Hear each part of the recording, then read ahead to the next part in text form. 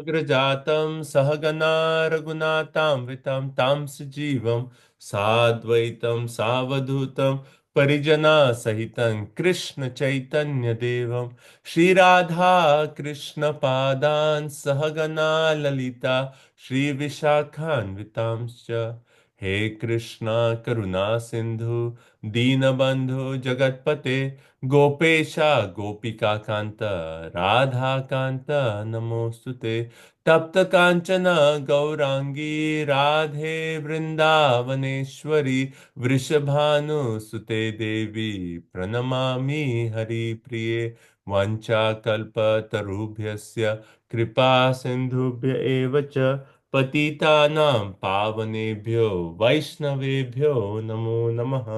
जय श्री कृष्ण चैतन्य प्रभु नित्यानंद श्री अद्वैत गदाधर श्रीवासादि श्री गौर भक्त वृंद हरे कृष्णा कृष्णा कृष्णा हरे हरे हरे राम राम राम हरे हरे। ओम नमो भगवते वासुदेवाय। ओम नमो भगवते वासुदेवाय। ओम नमो भगवते वासुदेवाय। नारायण नमस्कृत्यं नरं चैव नरोत्तमं देवीं सरस्वतीं व्यासं ततो जयमुदीरयेत्। शृण्वतां स्वकथा कृष्ण पुण्यश्रवण कीर्तनं हृद्यन्तस्त्वभद्राणि विधुनोति सुहृत्सताम्। नष्टप्रायेषु भद्रेषु नित्यं भागवत सेवया भगवती उत्तमश्लोके भक्तिर्भवति नैष्टिकी। सर्वशास्त्रादि पीयूष सर्ववैदिक सचफल सर्वसिद्धांत रत्नाद्य सर्वलौकिक दृक्पद सर्वभागवत प्राण श्रीमद्भागवतो प्रभु कलिदंतोथितादित्य श्रीकृष्ण परिवर्तिता परमानंद पाठाय प्रेम वर्ष अक्षराय ते सर्वद सर्वसेवाय श्रीकृष्णाय नमोस्तुते मद एक बंधु मद संगेन मद गुरुन् मद महाधन मद निस्तारक मन भाग्य मद आनंद नमोस्तुते असाधु साधु तादाइन अतिनीचता हा नामुंचा कदाचिन मां प्रेम न हृत कंथयो स्पुरः। ग्रंथराज श्रीमद् भागवताम की जय। शिल प्रभुपाद की जय। हरे Krishna. So, welcome. Thank you all for joining, giving your association this morning. So, today we are going to start chapter number 30 of the third canto. The chapter is titled Description by Lord Kapila of Adverse Fruitive Activities. Okay. So, what is this chapter? What is the connection in relationship to the previous chapters? So, in the previous chapter, if you remember, towards the end, there was one section of a time, but before that, Kapila Muni actually he made this point that thus I have described to you Bhakti Yoga, I have explained Astanga Yoga, I have explained Jnana Yoga or Sankhya Yoga, and I have actually given all this knowledge, and by practicing this one can actually attain the supreme, right? And then further we elaborated on what does that mean, attaining the supreme. So he made this point. So one way he's concluded that, okay, you wanted Sankhya, I've talked about that. You wanted knowledge of Astanga leading to Bhakti, I've talked about that. I talked of pure devotion service, I've talked of Bhakti in the three modes, right? We talked about Bhakti performed by a person in mode of goodness, in mode of passion, in mode of ignorance. We talked of all of that, right? And we also talked of how one can come from the stage of engaging in Bhakti, influenced by the modes, to the stage of pure devotion. So we talked about that also, the entire process. So one way Kapila Muni has given all this. Now, if we go back to the previous chapter, one of the questions that Devotee asked, she asked three questions basically. The first question was about this, the bhakti in the three modes. So she asked about that, and hence Kapila Muni explained that in chapter 29. Then, after that, she asked about the nature of time. Please describe the nature of time, fearing which people actually do pious activities. And then we read the last section of the previous chapter where Kapila Dev actually made the point that how time is a manifestation of the Supreme Lord, and it's only because of fear of time that people do what they're doing. And he also makes the point that even up to the point of demigods, even the wind blows because Vayudev is fearful of time and hence he does his duties properly. So in that way, he actually explained how, out of fear of time, how everything is working, right? The demigods also out of fear of time are actually working. So he talked about the nature of time. Now, the third question in the previous 29.3, the question was asked, devotee asked, describe about the continual process of birth and death, samsmritaha, of the jivas, hearing which one becomes detached. So explain the cycle of birth and death by which when one hears this, one actually develops detachment.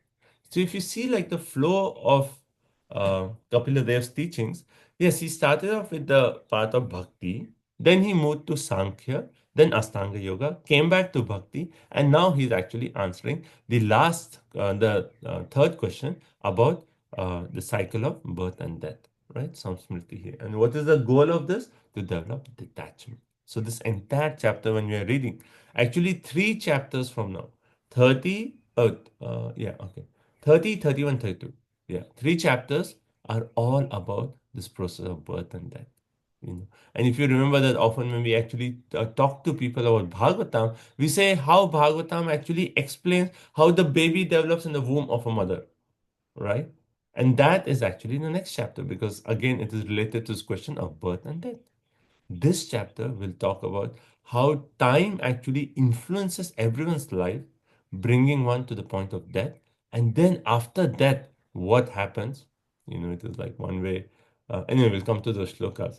Heavy, uh, like what kind of punishment people get, and it's like so. One way, it's like awakening us, like what how based on how we live, how severe punishments one can go through. So all that is explained in this chapter. And then next chapter we'll talk about how baby develops in the womb. So that will be again birth. So this whole process of birth and death. But the main goal is Devotee wants to know this because she wants to know this process of detachment. She wants to be detached from the cycle of birth and death. I mean, are we really detached from the cycle of birth and death? And we just take it's normal, right? Even if we come to a point of accepting that, okay, after this life, there's another life, right? So initially we have our doubts. Oh, is there another life? At time of death, everything is over. Then we come to a point that, okay, yeah, maybe there's another life. Oh, maybe there is also some research done on this. Okay, there is another life. So we accept that, okay, there's another life. But are we really understanding the cycle of birth, old age, disease, death?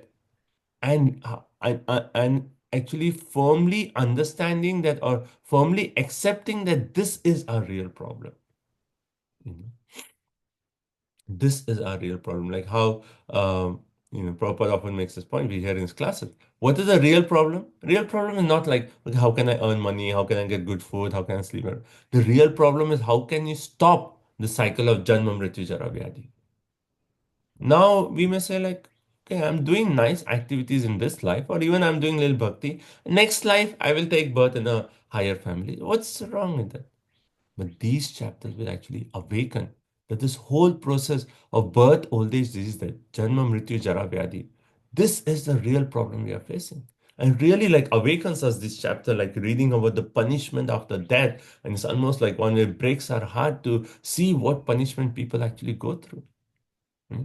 So let's see. Okay, so we'll start this chapter. But again, remember the theme of this chapter is to develop detachment from the cycle of birth, old age, disease, and death.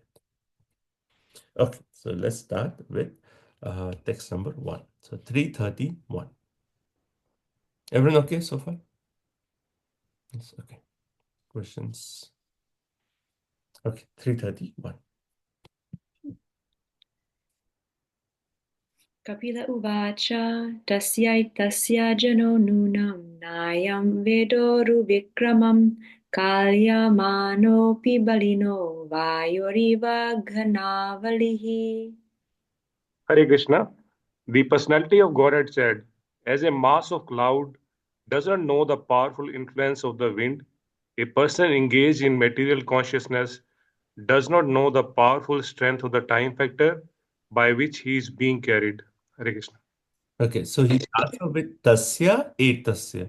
This means that previously, in the previous chapter, what he talk of tasya, this very time factor. So he's actually continuing with that aspect of time factor. This very time factor, what is it? Janaha nunam na veda Uru Vikramam. Veda means knowledge or knowing. So, Janaha, people in general, do not know the great strength of this time factor. And Kalya Manaha, by which they are being carried away. And what is the example? Eva, wherever we see the word Eva, IVA, that means there's an example. What is the example? Like comparison, Balina Vayu Ghana Avali. Right? So if you just see the Sanskrit, you can say Vayu means wind, right? Ghana Prabhupada actually explains as a cloud, right? So when strong wind blows, then the clouds are less helplessly carried away, right? Can the cloud actually resist and say like, oh, the wind is blowing, but I don't want to move? No, the clouds is just forced to move. Similarly, we are forced to go through the cycle of time, right? We cannot just say, okay, I don't want to grow old. if someone could actually say that, they'll be like, okay, you have become a millionaire, everyone will come to you. They'll become your disciples because now you can stop. We cannot say, we are just forced to go through time. So Prabhupada in purport, he actually quotes Chanakya Pandit, and he makes the point that Chanakya Pandit, this politician, he actually makes the point, one moment of time lost cannot be returned. Even if someone says, I'm going to pay you millions of dollars, can you bring yesterday back? And especially like, we see that sometimes like, certain incidents in our life, something happens, like, um, you lose a loved one, right? And then you always wanted to tell something to that person. And then you just lost him and you'll be like, oh, if only I could go back to yesterday and just like once open my heart and tell that person, right? We think that just somehow if I can just go back, but there is no going back. One moment lost, you say millions of dollars, whatever you do, you're not going to get that back, right? So so Prabhupada says we cannot calculate the loss of wasting valuable time. Time gone is gone. Never comes back. Right? So even if you consider materially or spiritually, right? Spiritually we should be more aware. But even a material person should realize this. If you're wasting time, like people generally say, I'm just killing time. Just in sense, like I'm just like, time pass. You see the word time pass. If they say I'm wasting time, I'm just like killing time. Actually, they don't realize that time is killing them. They think that we are killing time, but actually time is killing them. Or they say like, I'm just passing time. I have free time. I'm just passing. But actually, what is happening? Time is bringing us to our time of passing away. You're not passing time. Time is bringing us to a time when we are going to pass away. You know, that is the power of time. So people do not realize it's just like a cloud. Wind blows, the cloud has to just follow the wind. The cloud has no control. Right? So Prabhupada makes the point, as soon as we take birth, what happens? We are given fixed number of breaths. How much we breathe in, we are given that fixed breaths. I give this point that sometimes you see some products and you're looking, where is the expiry date? They'll write like really tiny below, this is the expiry date, right? Because they don't want people to see, they want them to buy the product even after the shelf life. So tiny will be written expiry date. Similarly, as soon as we take birth, we all have an expiry date. We don't realize it. Maybe somewhere in our body, we have not seen it, but we have an expiry date. So much limited time in this body. You cannot change that, right? Every moment lost is a moment lost. Last time we talked about it, we celebrate birthdays. But what's like, one way if you think it's just 1 year more expired, closer to our finish time. So that way, time is actually taking us away. So Prabhupada makes the point. We all have the fixed measurement of time. In that time, we have this opportunity. Take up Krishna consciousness, perfect your life, and get out of the influence of time. We are spirit soul. We are Satchit Ananda. We are Sat. We are not Asat. We are not supposed to be influenced by this time factor. you know. But we are forced to be influenced by this time factor. The Prabhupada is saying, this limited time is there, you can perfect. Get out of this time factor. You can go back home, back to Godhead. Right? But those who are not in Krishna consciousness, they are just carried away by this time factor. Right? I mean, this is a very, point to think that, what Prabhupada has given us. I mean, like, even if someone says, like, okay, you have limited time, you know, do something worthwhile. Okay, I'll accept, do worthwhile, but what is that worthwhile, right? One may say, okay, maybe I'll do some, charity work or serve the people. But what is that real worthwhile thing to do? And Prabhupada has so nicely given us the process by which we can actually attain the highest perfection. What to talk of just entering the spiritual world, you can actually enter Goloka Vrindavan. Be in Vrindavan Leela, with Krishna. That process, Prabhupada. So short time, the highest perfection by mercy of Sri Chaitanya Mahaprabhu and Srila Prabhupada. Text 2. Yam yam artam upadate dukhena sukha hetave tam tam dhunoti bhagavan puman chochati yat krite. Whatever is produced by the materialist with great pain and labor for so-called happiness, the same personality as the time factor destroys. And for this reason, the conditioned soul laments. So here he's saying yam artham upadate. So whatever artha he obtains, like material profit he obtains, upadate, then dukhena. So dukhena here refers to with great difficulty. So with great difficulty we acquire so many things. Anything you acquire in this world, actually, you have to spend so much money. And money, it's not easy to earn money. Just to like maintain a family in Kali Yuga is actually a challenge. Prabhupada quotes this like once he was in America and he was met one lady and he said like, why don't you get your son married? And she said that if he can actually maintain his family, then I have no problem in getting him married. Just to make the point that even to maintain a family is so much difficult. You have to pay your taxes, you have to pay your mortgage, you have to, pay your bills, you have to buy grocery, you have to do this, you have to do this, you have to do your laundry, you have to maintain a house. So much just to maintain a family, right? So here saying yam artham upadate. Anything you want to artham, object you want to acquire in this world, that is difficult. And the world right now is creating the illusion that everything can be obtained very easily. Right? And that's the whole point. You go to Amazon.com, single click. They have this thing like one click, you spend hundreds of dollars. And what is it? You have earned with great difficulty the hundreds of dollars, and one click is gone. We don't even think actually.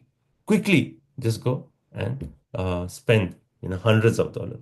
But whatever we are earning with great difficulty, sukha hetava. Why are we spending millions of dollars? With the hope that these things will give us happiness. Sukha hetava. We are just hoping that, okay, now this will make me happy. This will make me happy. But tam tam dhunoti bhagavan, all those things that we acquire are going to be dhunoti. Here, dhunoti means destroy. Bhagavan means the Supreme Personality of God. The Lord is going to destroy anything that you acquire with great difficulty, right? Puman, and knowing this or experiencing this, the person laments. Puman sochati yatrite. Anything we acquire, time is going to take it away. So after that time takes it away, then we start lamenting. You bought a new car, after some time it's like, okay, now it's old car, this problem, that problem. After some time you're like, okay, useless. Then you buy another. Time is taking away everything. The more, we give the example, like if you go to a beach and just in your hand, you just take the sand from the beach. The more you try to grasp it, the more it actually comes out through your fingers. Similarly, any object that we acquire, the more you're like, okay, I don't want to let it go. I don't want to let it go. Time is going to take it away. We cannot hold on to it. Right? So here this verse is saying, what object one acquires with difficulty, hoping that this will give me happiness, that thing will be actually destroyed by whom? By Bhagavan. The Lord is going to destroy all those things, right? And what is the whole theme of this chapter?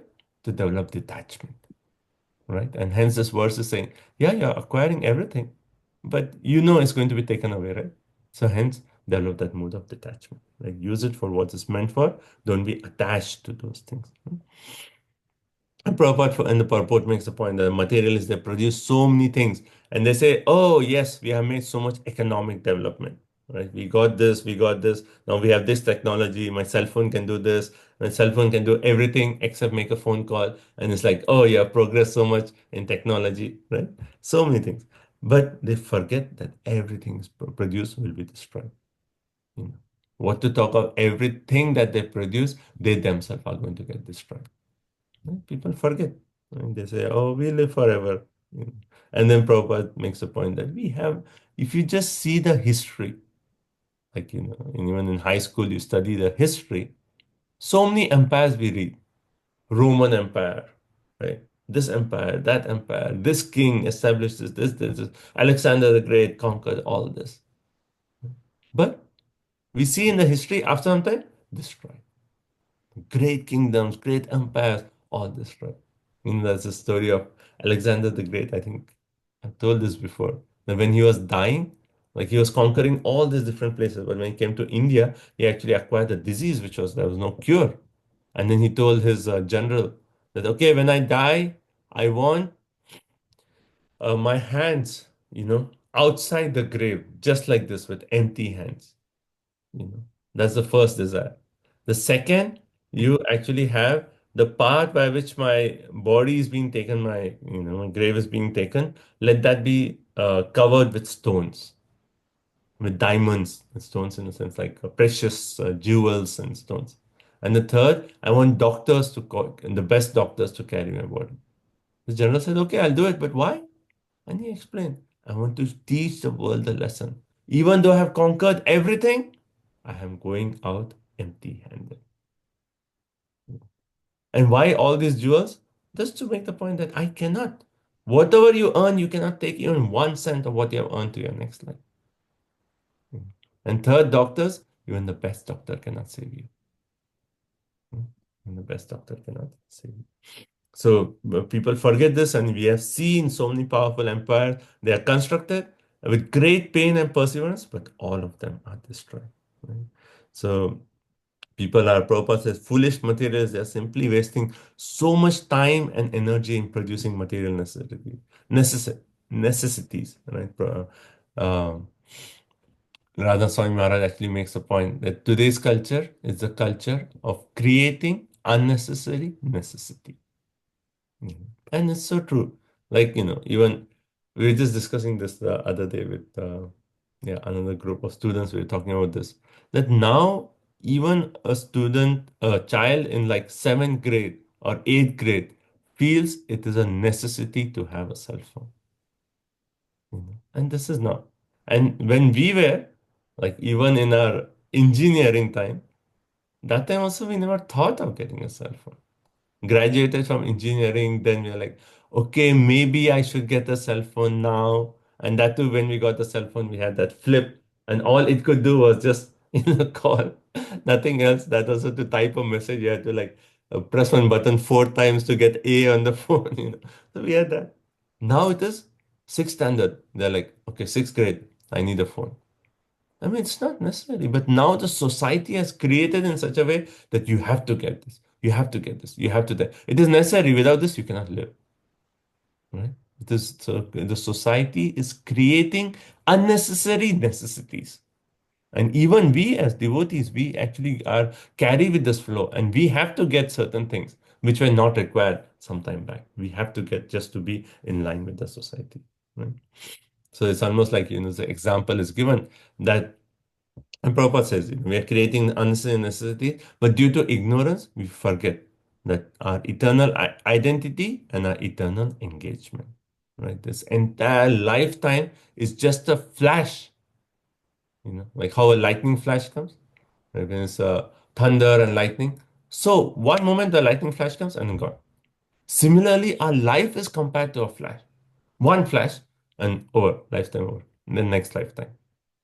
In our entire existence of like so many lifetimes, how many billions of lifetimes we have been here? This life is just like one lifespan, one flash. And in that flash, what do we do? Oh, within that flash, I want to create a big empire. I want to earn so much millions of dollars. I want to do this. I want to do this. I want to do this. And what's the use? And the flash is over, life over. Nothing you can take, right? So all these verses are really like the verses that are creating that mode of detachment. Like another example is given that, let's say you go for vacation, 3 days to like some beach. You check into a hotel room. Now you go into a hotel room and you're not happy with the arrangement. It's not that you're going to call and say like, okay, I need new furniture, I need new this, I need a new cooking range here, I need this. You're just there for 2, 3 days. You'll say, okay, let me just tolerate what is there. I'll just manage. Mm. Why? Because after 2, 3 days, I'm going to anyway go out. And anyway, this does not belong to me. How is that different from our existence? We have come here. We just are claiming, oh, this is my room, this is my house. And after some time, we have to going to give it up. But in between, we want to make all these grand arrangements that as if we are going to stay forever. You know. So, okay, text 3. Yat adhruvasya dehasya sanubandhasya durmatihi dhruvani manyate mohad griha kshetra vasunicha. Hare Krishna.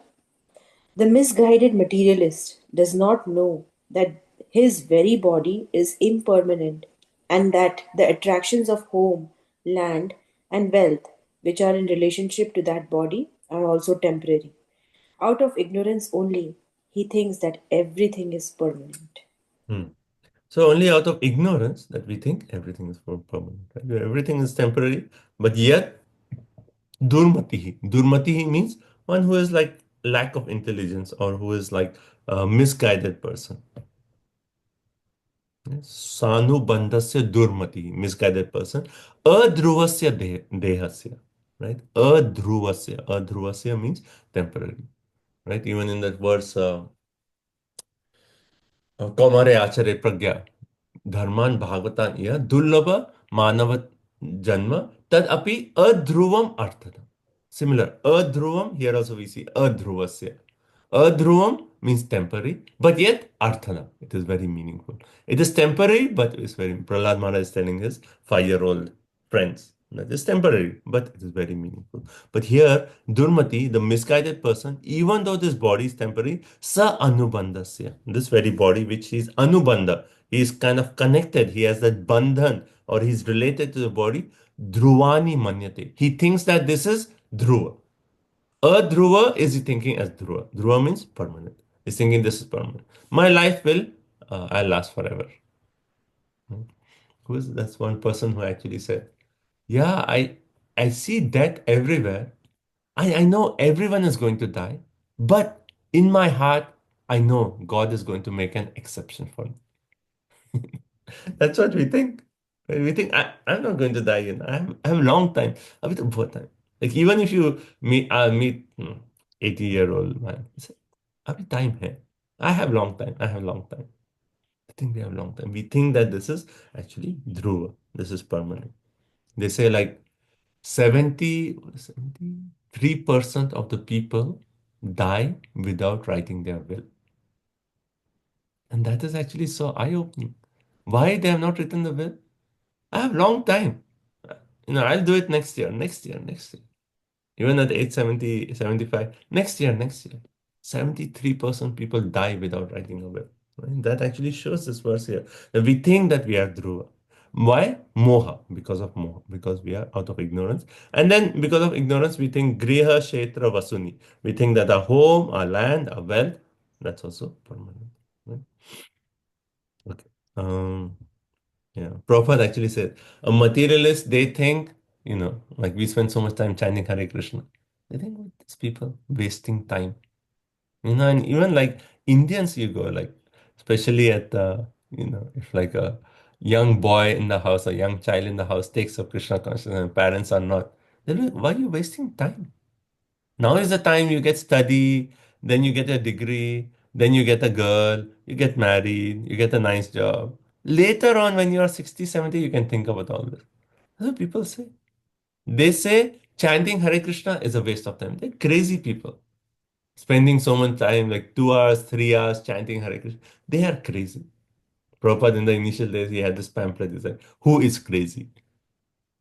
We are crazy or you are crazy? Right? You are thinking that everything is permanent. Who is crazy? You're seeing that death is happening every moment, but you're thinking that everything is permanent. Who's crazy? Right? So Prabhupada says, but materialists think persons engaged in Krishna consciousness, they are crazy. Right? But actually, Who is crazy? They are crazy because they are actually wasting their valuable time. And these materialists, they are in darkest, Prabhupada says, darkest region of craziness. They think we are crazy, but actually they are in the darkest region of craziness, and they accept everything as permanent. Right? But those who are enlightened in Krishna consciousness, Prabhupada makes a nice statement. He says they use everything in Krishna's service. Right? Use our body, our land, our property, our house, everything in service of Krishna. And this is a suitable proposition because everything has a relationship with Krishna. Matter is related to Krishna. And if you use things in relationship to Krishna, then that begins a new phase of progressive life. Proper statements are so parallel. A new phase of progression. As soon as you start using things in Krishna service, you start using your body in Krishna, then you are actually progressing in your life. Otherwise, you are in dense darkness of ignorance. Okay, text 4. Danturvai bhava etasmin yam yam yonirmanuvrajat tasyam salabhate nivritim na virajyate. The living entity, in whatever species of life he appears, finds a particular type of satisfaction in that species, and he is never averse to being situated in such a condition. Hare Krishna. It's so interesting that this and the next verse actually talks of this point. Then Jantu Bhave Yam Yam Yoni. Yoni, we know as a species. So whichever yoni, whichever species a person is, Jantuhu, a living entity is, in that species, Anuvrajat, he has obtained, Tasyam Labhate Nivritam. In that species, he thinks, I'm happy. Right? A hog is happy eating stool. Like we think like, oh, so disgusting. But the hog is like very happy. Right? And the next purple Prabhupada, next verse purple Prabhupada gives a story of Brahma and Indra, right? That's how Indra offended his spiritual master Brahaspati. And this happens again and again. Indra keeps offending his guru. And then this time he was cursed. You are offending me? You take birth as a pig on the earth planet. Right? And there's actually in the 70s, there's actually a whole drama on this. I have read the script of this drama where they do a whole drama of how, like Indra was there and then, all opulence and then Brahm. Then he's cursed by a spiritual master, and then they immediately change the scene and all of a sudden they show like a farm, you know, and then there's a pig there and the pig has Mr. and Mrs. Pig with his piglets and they change the whole scene. It's all dirty and, there's like, like cow dung and all this like dirty, like really dirty barn they show, and there's a pig there. So all of a sudden, from that opulence of Indralok, Swargalok, all of a sudden the scene changes and they show this like horrible, like dirty looking scene. And then the Mr. Pig is there, and then Brahma, like 1 year he's, Indra is here as a pig, and then Brahma says, 1 year is over. Who will take care of the duties of the Swargalok? Let me go and call him. So out of compassion, Brahma goes, and then he goes to this place. And the drama they show so nicely that because it's so dirty, Brahma comes and he has to like pick up his dhoti so that his dhoti doesn't get dirty in the sand. Like the drama is so like nicely shown. So he's picking up his dhoti and walking like tiptoeing through the dirt, and then finally he comes to the pig, and he says. And then in that actually this in the drama it shows that all these pigs are actually they are there, but slow one by one they are actually slaughtered. But so they're actually fed to the point where once they are ready, they are slaughtered. So he comes to a pig and says, why are you suffering here? You are actually the king of the Swargalok. You are Indra. Come back.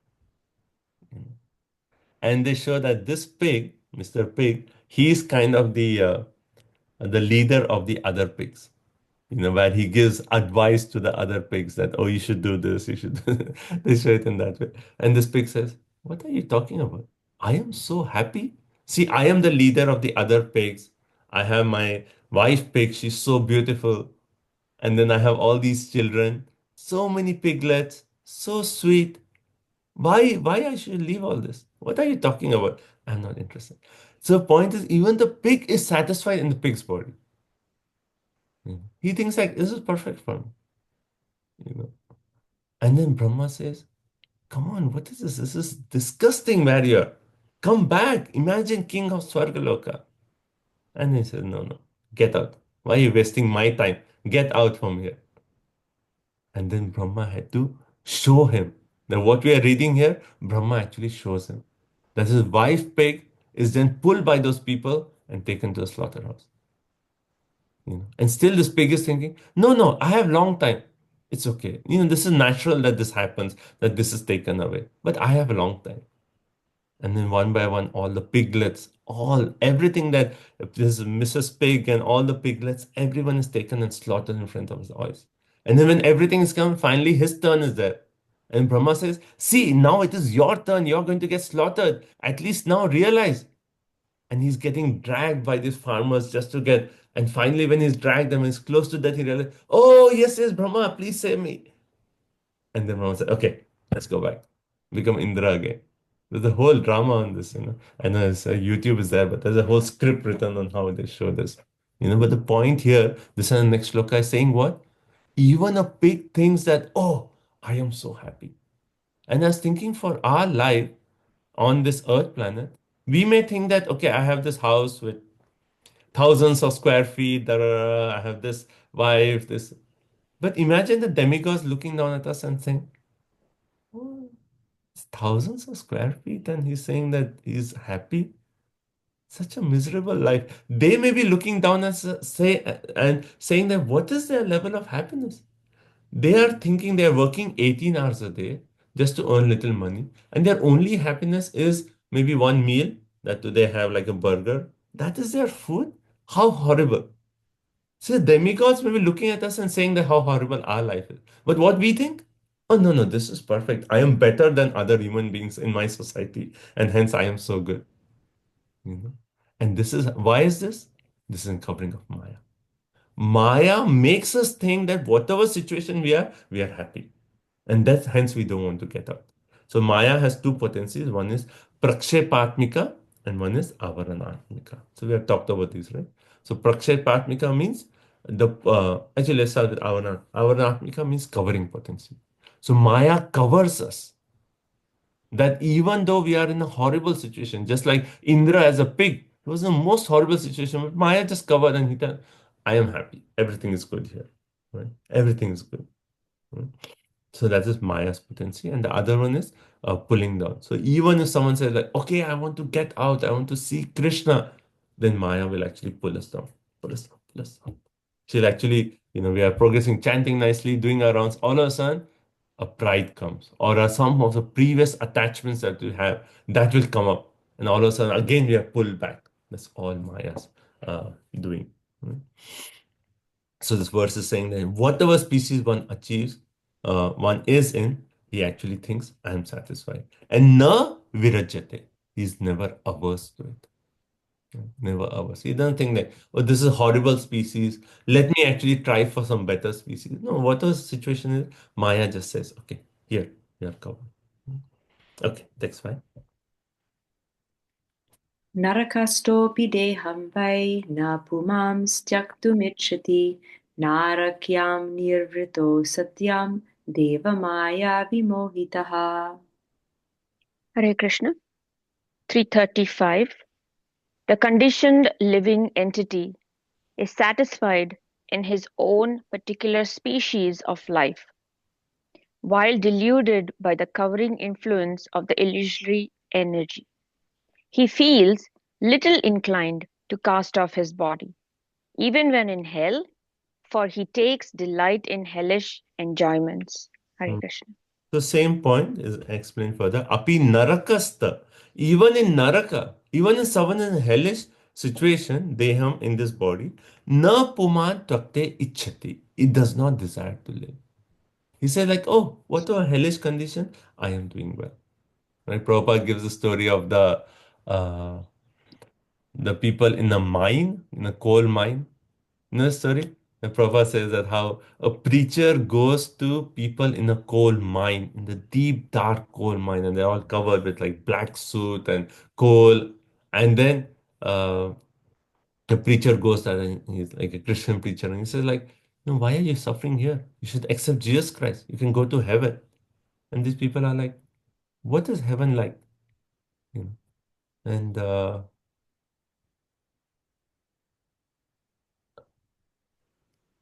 what? He says if you continue these things, you're going to go to hell. Yeah. Oh yeah. And then And they said, what is hell like? And then he says, it's dark, it's damp. that's it. Yeah. Okay. So basically, yeah. Okay, continue. You can tell the story.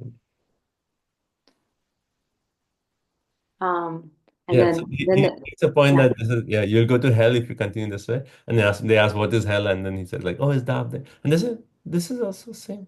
they said, is he going to be there? Is he going to be there? Yeah, is he also drinking? Yes, is he also doing it? So my family's going to be there. Everyone's there. And it's the same here. So like, what's the difference? Might as well go. In the hell, anyway, my relatives are going to be there, so I'm going to be happy there. What is it?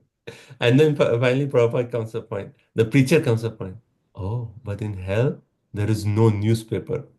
And then immediately, no newspaper? Oh, tell us how we can actually go to heaven. So Prabhupada actually jokes in that way. But the point again here, even in hellish situation, we think, "Oh, it's okay. My other relatives will be there in hell. We'll be together. We'll be happy." So even in Naraka, a person is thinking, na puman tvaktam ichchati. He does not wish to live. Narakayam nivrati. He's enjoying hellish enjoyment. Right? And further in this chapter, towards this end, we'll see what is hell like. But even in that situation, you think, okay, everyone is going through that. It's okay. I may be better than the other person. Everyone is suffering here, but I am a little bit better, hence I'm okay. And Prabhupada and Purport makes the point that Krishna in Bhagavad Gita says, Sarva dharmam parityajya mam ekam sharanam bhaja. And what do we say? Give up everything, surrender to Krishna. Why? I'm happy here, Krishna. I don't need you. I don't need you. I can earn my own money. I will take care of my health. I don't need you, Krishna. I'm happy here. And this is Maya's potency. Hmm. Okay. Okay. Next, text 6. Atmajaya sutagara pashutravina bandhushu nirudha mula hridaya atmanam bahumanyate.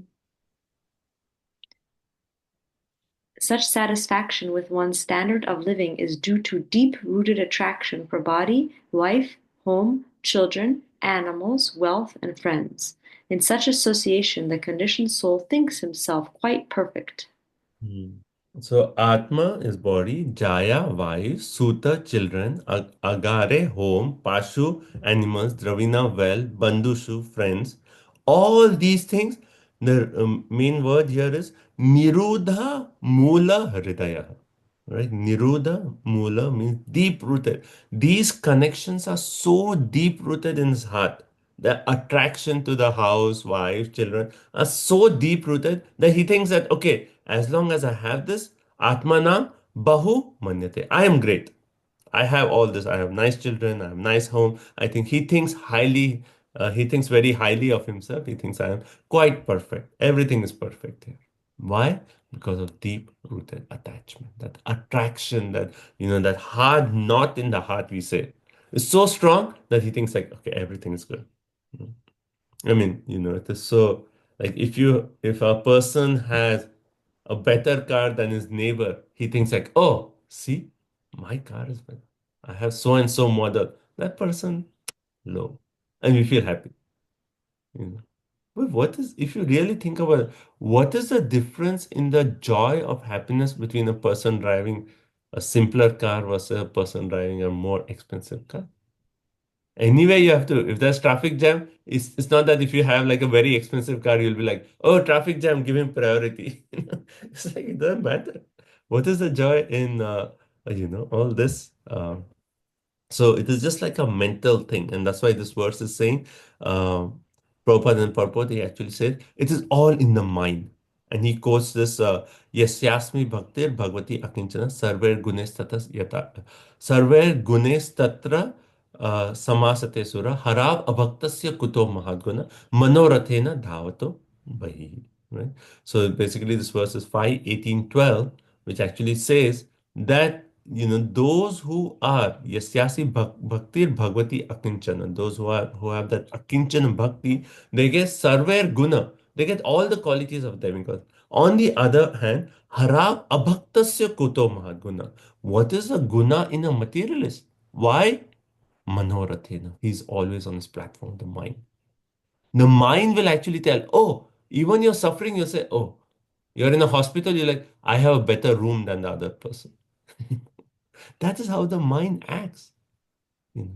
And because the materialists are on the platform of the mind will take us here and there, accepting, rejecting, accepting, rejecting, accepting, rejecting. And that's how our life is actually finished.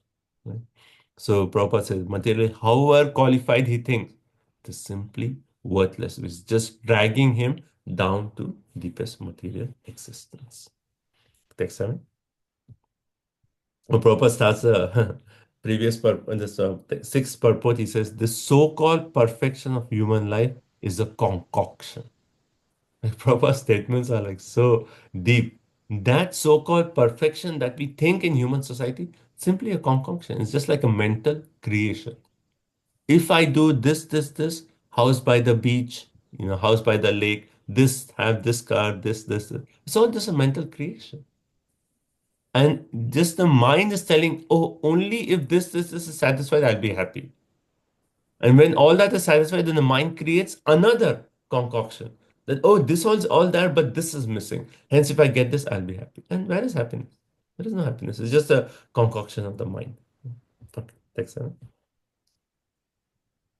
Sandayamana sarvanga esham udvahanadina karotya viratam mudho duritani durashayaha. Text 7. Although is always burning with anxiety, such a fool always performs all kinds of mischievous activities with a hope which is never to be fulfilled in order to maintain his so-called family and society. Hmm.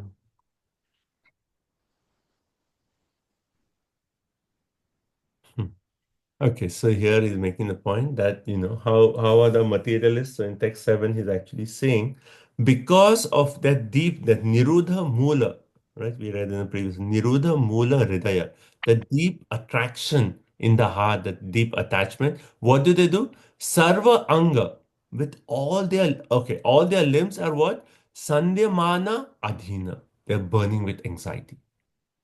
What does this mean? That means that as long as we are actually connected to this Griha, Sutta, Apta, all this, we are constantly in anxiety. Why are we in anxiety? Esham Udvahana. Udvahana means maintaining our family members. Because of this attachment, we have to maintain. You have a house, you have to maintain it. Plumbing breaks, your responsibility. You have to maintain it. Right? And hence, the nature of material things is there is always anxiety connected, which is Prahlad Maharaj's verse where it actually says, as long as we accept asat to be sat, we'll always be in anxiety. Tat sadhu manye asur varya dehina sada samugdingna dhyam asat grihat. Sada Samagni. Prahlad Maharaj is telling, Hiranyakashipu, the first point that he says, oh, best of the asuras, as long as you are accepting asat, your body, your house, your kingdom, your property, everything to be you'll be in constant anxiety. Because anything material means there is anxiety to maintain it. Time is going to destroy everything, and the anxiety comes in what way? Oh, time is going to destroy, but I want to somehow keep it alive, keep it alive, keep it alive. Right? So, so the previous list, if we say maintaining family members, protecting them, feeding them, showing affection to them, marrying of children, right? That's for, in general, I've seen like Indian parents have like such a big anxiety. I need to get my children married to find a suitable bride or groom for this person, and such a big anxiety. Who will that person be?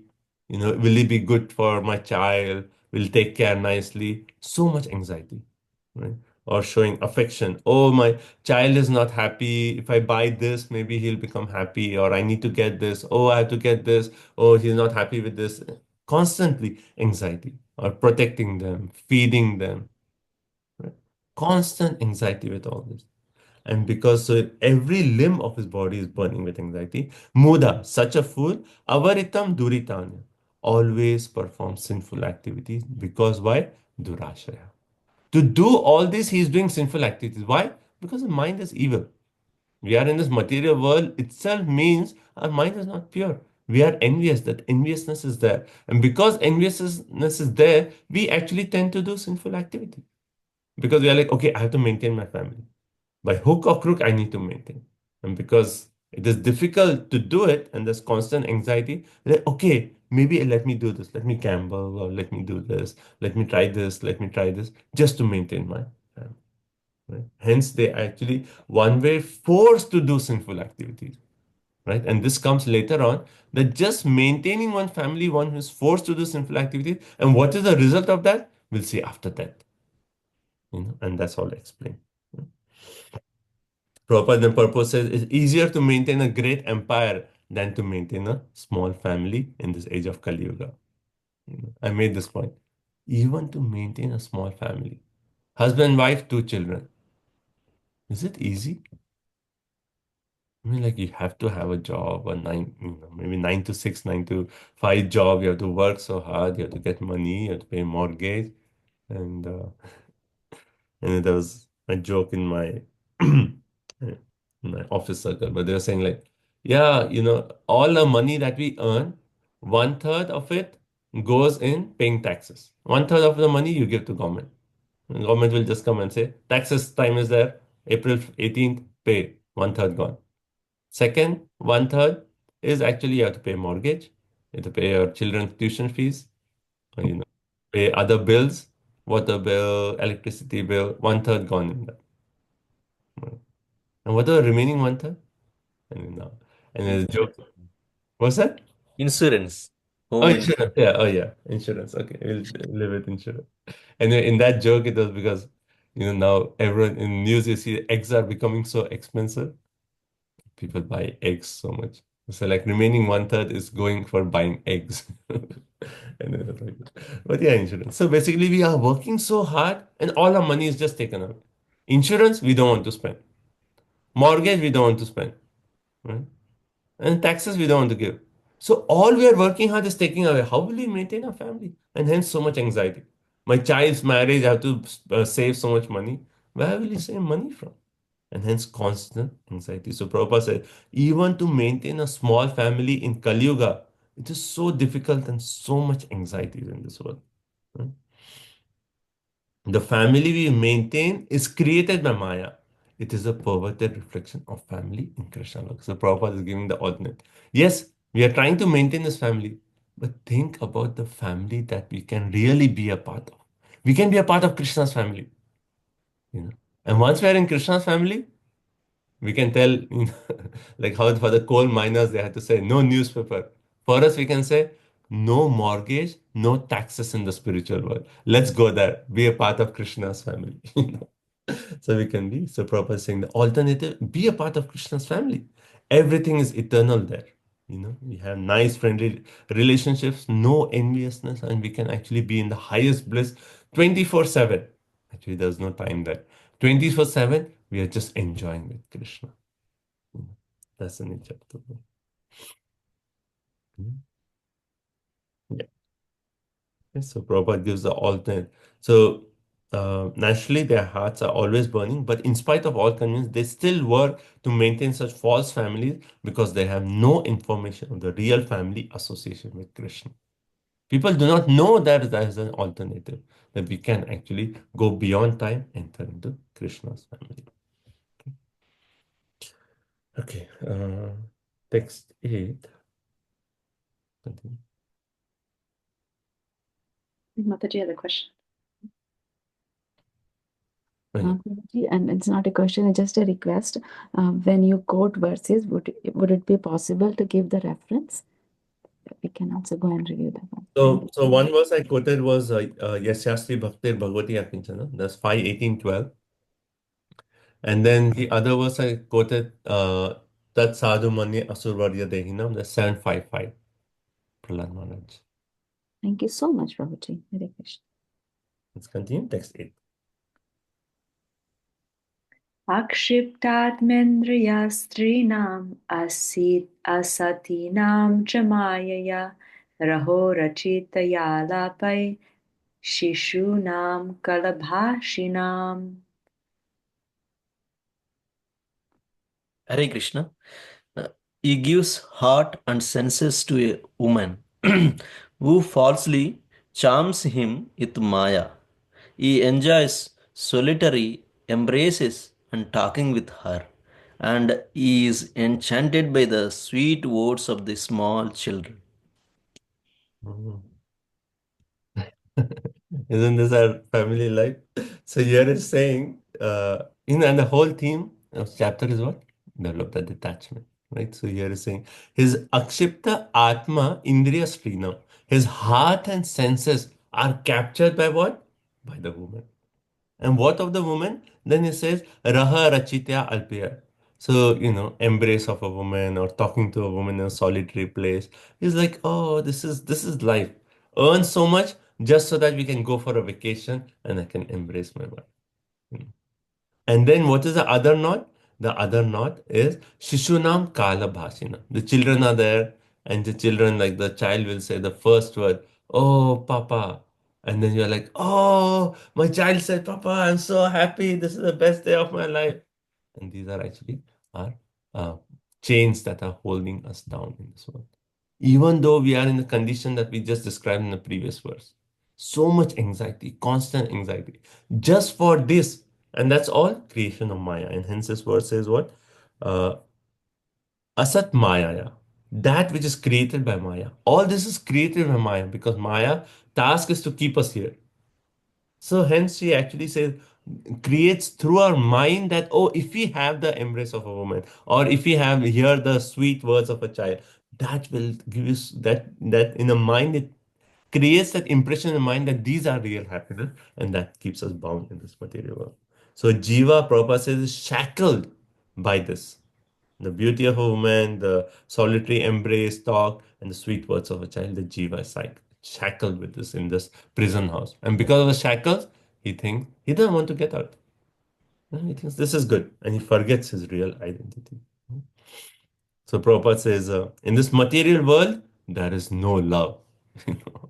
Prabhupada's statements are like direct. No love in this material world. Is there no love in this material world? I mean, one may say like husband, wife, nice relationship. Isn't that love? Actually, all that is based on sense gratification. The whole thing is based on sense gratification.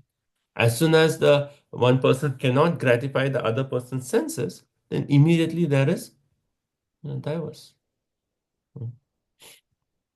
How they make the statement? Love at first sight and divorce at first fight. Right? Because it's like you cannot gratify my senses anymore. I have nothing to do with you. What is this love? This is not love. So Prabhupada says there is no love in this material world. It's only sense gratification. But so he compares Griham and Grihastha. Griham will be caught with this chain and he forgets the real identity. But the Grihastha is what? He knows that the real purpose of life is to develop Krishna consciousness. And his main concern is not only for himself, but his entire family. Yes, he'll feel the affection of her children. He'll have that affection to his wife. But what is affection focused on? How can I get all of these? My wife, my children, entrance into Krishna's family. That becomes the main focus. How can I somehow or other engage them in Krishna consciousness? That becomes the focus of a grihastha. So grihastha ashram means the ashram. Like when you talk of ashram, we think of like a sage and students. Yes. So even grihastha is the ashram. It's a sacred place where everyone living in the ashram should get an opportunity to enter into Krishna's family. Text 9. गृहेषु कूटधर्मेषु दुःखतन्त्रेष्वतन्द्रितः कुर्वन् दुःखप्रतीकारं सुखवान् मन्यते गृही. The attached householder remains in his family life, which is full of diplomacy and politics, always spreading miseries and controlled by acts of sense gratification. He acts just to counteract the reaction of all these miseries, and if he can successfully counteract such miseries, he thinks that he is happy. Hare Krishna. So, I mean, this is like, so much eye-opening verses. So here, what is the definition of happiness that's given? So, Grihashu, in the family life, attached household, Kuta Dharmeshu. He's full of falsehood, diplomacy. He actually cheats for wealth. Mm. I mean, like, if you see, like, the society now, they'll say, okay, invest in Bitcoins. You can make a lot of money. But even that, the thought of like, okay, I don't want to work, but I'm just investing money so that without my working, I can double my money. Now it is considered like, okay, it is normal. Like, you should do that. A smart person will do that. But actually, the honesty in that, now, I mean, now the definition of honesty will be different, but real honesty, okay, how much I work, to that extent, I receive the payment. This is the whole thought of like, okay, I'm going to like invest here, and then the money will double or triple or 10 times. That whole thing is based on what? Falsehood. Falsehood. But it's becoming normal now. So, you know. So here it says Kuta Dharmeshu. It's all based on falsehood. And then Dukkha Tantreshu. It spreads miseries everywhere. So, and then Atendriya Kurvan, Atendriya works out Dukkha Pratikaram. And that Dukkha Pratikaram Sukha Vata Manyate. What does that mean? What is the definition of happiness for us in this material world? If we can pratikara, if we can counteract miseries, then that is happiness for us. Happiness is just counteraction of misery. You're sick and then all of a sudden now you come back to healthy body. You feel, okay, now I'm happy. But that is just because there's no sickness, you're feeling that you're happy. You have this problem and then the problem goes away, then you think you're happy. Like Prabhupada gives that example. I think this is actually Bhakti Saraswati Thakur. Prabhupada quotes that how previously how they used to punish people. They used to take the person, put him into water. And in water he cannot breathe. He's like struggling to breathe. And then he comes out and he takes a deep breath. And he feels like, oh no, I'm happy. And then again, look. That's how they're punished. And that release from misery is considered happiness. And that is what is happiness in this world. Happiness is just considered. So this verse is saying, Drukha Pratikaram is Sukhavat. That's Sukhavat. He thinks that the happiness is just because of counteraction of miseries. And hence, what does he do? Atendriya Kurvat. Very attentively, he counteracts all misery. This misery is there. What can I do to counteract? This misery is there. That's what he does. His whole life is simply based on counteracting miseries. And if he can successfully does it, he says, I'm happy. But is that happiness? Is that really happiness? No, happiness is way beyond all this. Contraction and misery is not happiness, but the nature of the world, griheshu, a person in family life, he just thinks that, oh, if I can pay all my bills, if I can take care of insurance, take care of this, then I'm happy. Okay. And then, so Prabhupada said, in spite of all his diplomacy, all his intelligence, everything will end in a second by the supreme will. Therefore, is that really happiness? We are saying, okay, I'll counteract this misery and then I'll become happy. But you can counteract the misery and you may successfully do that, but immediately you may be kicked out at that moment. Krishna can take away your life.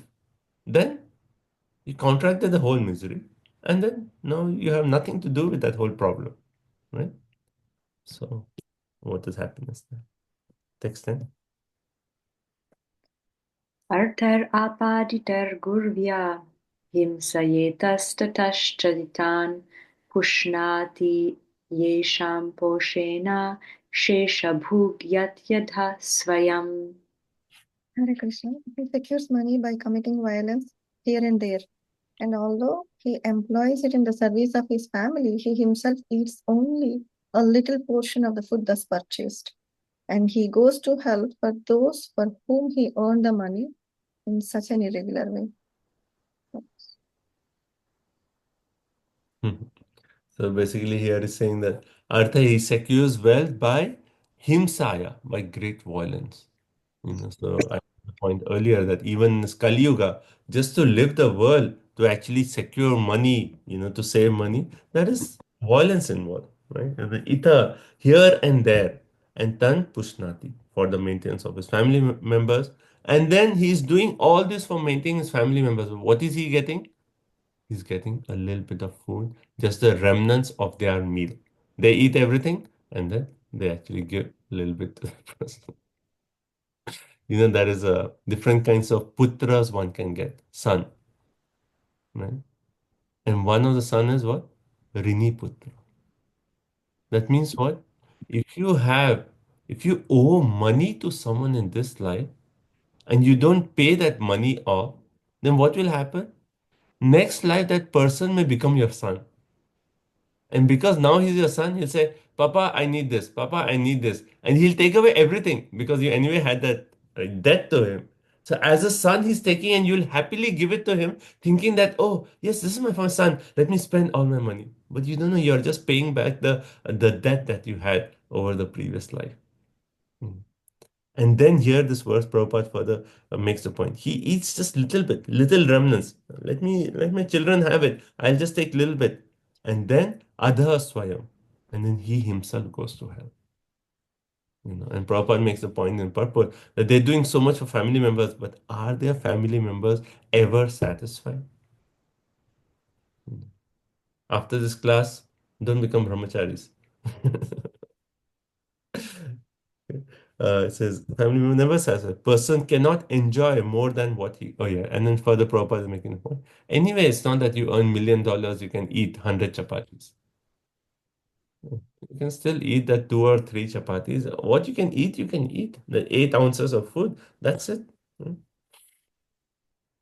then Prabhupada said, even national leaders of the society, they say, okay, I want to serve the society, I want to serve the society.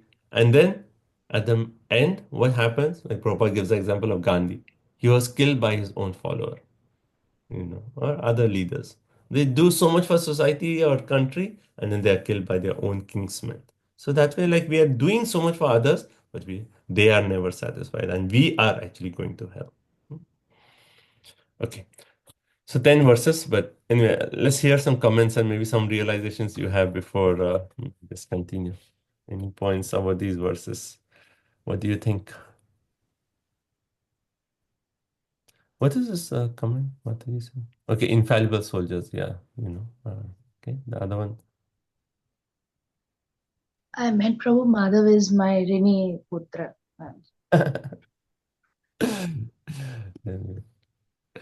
Which I liked and how Prabhupada is emphasizing that our real family association is with Krishna. Yeah, sure. I mean, that's the point that when you hear about Krishna Leela, like Vrindavan, this, Mother Yashoda, or the cowherd boys, or the gopis, and our whole purpose is to actually develop this attraction that, wow, this is real life. See the exchange between the gopis and Krishna, and then Krishna, I just want to be with you. I just want to be with you. I want to enter that world. That attraction has to be there. So, okay. Any other points? This is so. Go ahead. Go ahead, Mataji. No, that statement in text 8 is so profound. There is no true love in this material world. Everything is false. Such a profound statement. Actually, Keshav Swami, he was saying that once he was out on book distribution, and he said they go every day. So he was saying, one day I'll just try. I will ask people, what is love?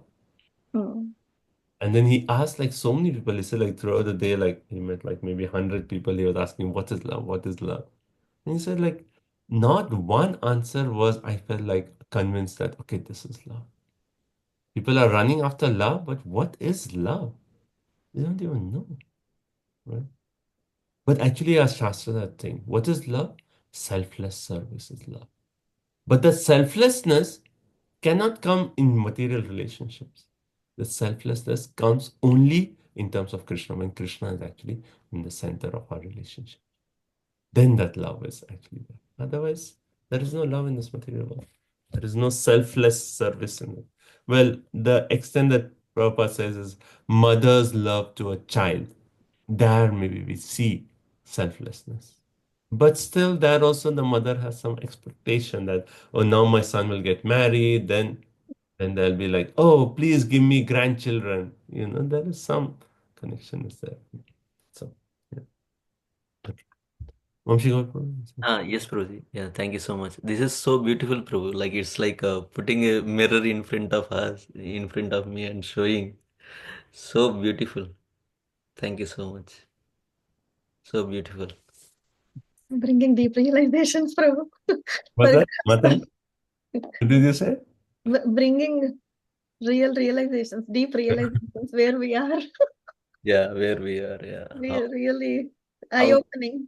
how we become fooled. Yeah.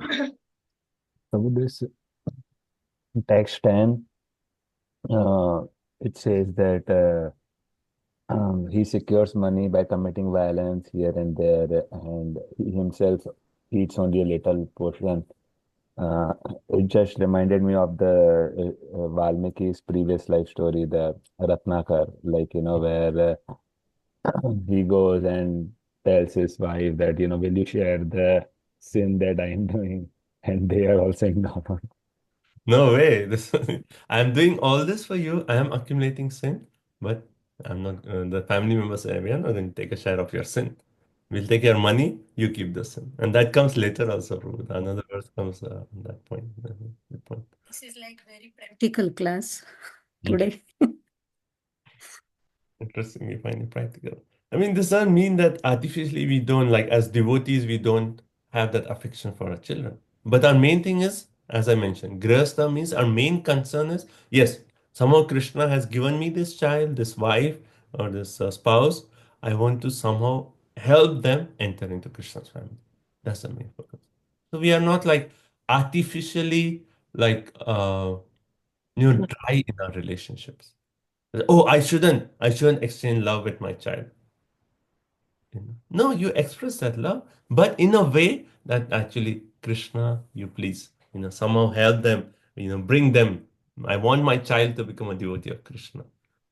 So naturally, like Krishna consciousness is not that way artificial, that you're just forcing yourself. No, no, no, no affection to my child. My child is speaking sweet words. Oh, Maya, Maya, I don't want to hear. No, it's not like that. Right? Grihastha ashram means the attraction is there, it is natural, but we are being Krishna in the center of the relationship. Any other points? Continue. So Prabhuji, Yeah. Okay, so we have three. Okay, so Rashi Mata, you can start. okay, Hare Krishna. So the story about the pig rolling in the mud, right, and connecting it to Indra and Brahma. So recently I saw something on Facebook where there's a pig family. The father is telling the children, go take bath, freshen up, because we're going to go to your uncle's place to roll in fresh mud.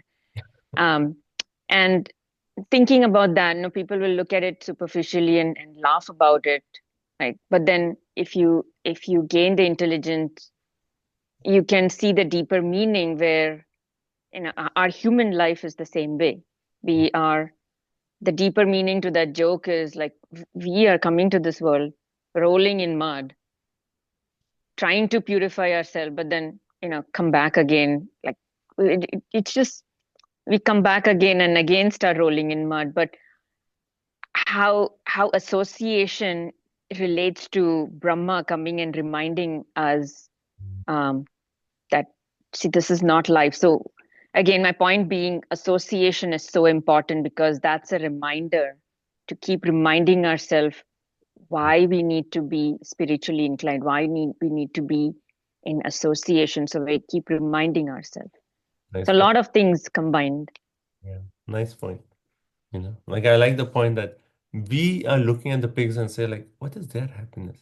The demigods are looking at us and say, what is their happiness? They're looking at us and saying that this disgusting. They say like demigods, they don't want to come in Kali to the earth planet. Like we'll read further in fourth canto. So when previously Prithumara, they did sacrifices, all the demigods were a part of his yajna. They came to participate. But now demigods say, Kali creatures, useless. What is their satisfaction? They are just suffering here. So demigods, they see our position and they laugh at us. And, or pity us. May not be laugh at us, but pity us. Something like that. Except for Mahaprabhu, because Mahaprabhu is here, then the demigods are like, oh, we want to take birth on earth because Mahaprabhu has come. That's the only exception. But otherwise, they see and they're like, how pitiable is their condition? So I like that point. And your point of association, that's the key. Again and again, association reminding us, this is enjoyment. Our enjoyment is only in Krishna's family. Thank you. Mahaprabhu? Hare Krishna Prabhuji. After reading these verses, I feel that even though we are grihastha, it feel like a kshatriya, like fighting every day, in the all these battles, and trying to impress someone, trying to but at the end, if you don't take shelter of Lord, we are going to lose this battle. I felt like that. Very nice point. Yeah, there's so much just to keep a job itself is like such a struggle. I mean, you have to keep your boss happy. If your boss is horrible, then it's there's like so much struggle just to keep a job in this world. And then now the situation is so horrible, so hard to get a job. So somehow you want to just hold on to the job here. It's so difficult, such a struggle. Only hope is Krishna center. Krishna, you are there, you are the maintainer. Somehow or other you will actually take care of me. I just need to serve you. I need to dedicate my life to you. That's what I need. Thank you. Devin? One more question, and the material question. It says you eat 8 ounces of food stuff. Is that's what the recommended volume that they should take? The point that Prabhupada says is depending on your size of your stomach, half of your stomach should be food. Half of your stomach should be food. And then, so basically means what? Okay, you have a big feast and you're eating where you feel like, oh, stomach too heavy. That means you're certainly overeaten. Just half of your stomach. So it's not like you feel that you're, okay, satisfied, but not full. Because half of a stomach is food, 1/4 is water, and then 1/4, we said a joke, is gulab jamuns. Remaining 1/4 is just air. Because you need the air to actually do the digestion. So when you have a good meal, you should have a quantity where after eating, you don't feel like, oh, it's full. I'm feeling heavy. Just satisfied, hunger is satisfied, and you have to see based on your requirement. So the 8 ounce may be more general point. I think the point that Prabhupada is making, that it's not that if you're earning a lot of money, then you can eat 16 ounce. Based on what is your requirement, that's what you can eat. So the 8 ounce, how will you even know? You're not going to weigh your food and say, so much is 8 ounce. And you have to see how it feels for you, how much your stomach can take based on that. Thank you, Prabhu. Okay, one last point, then we'll continue. Devin?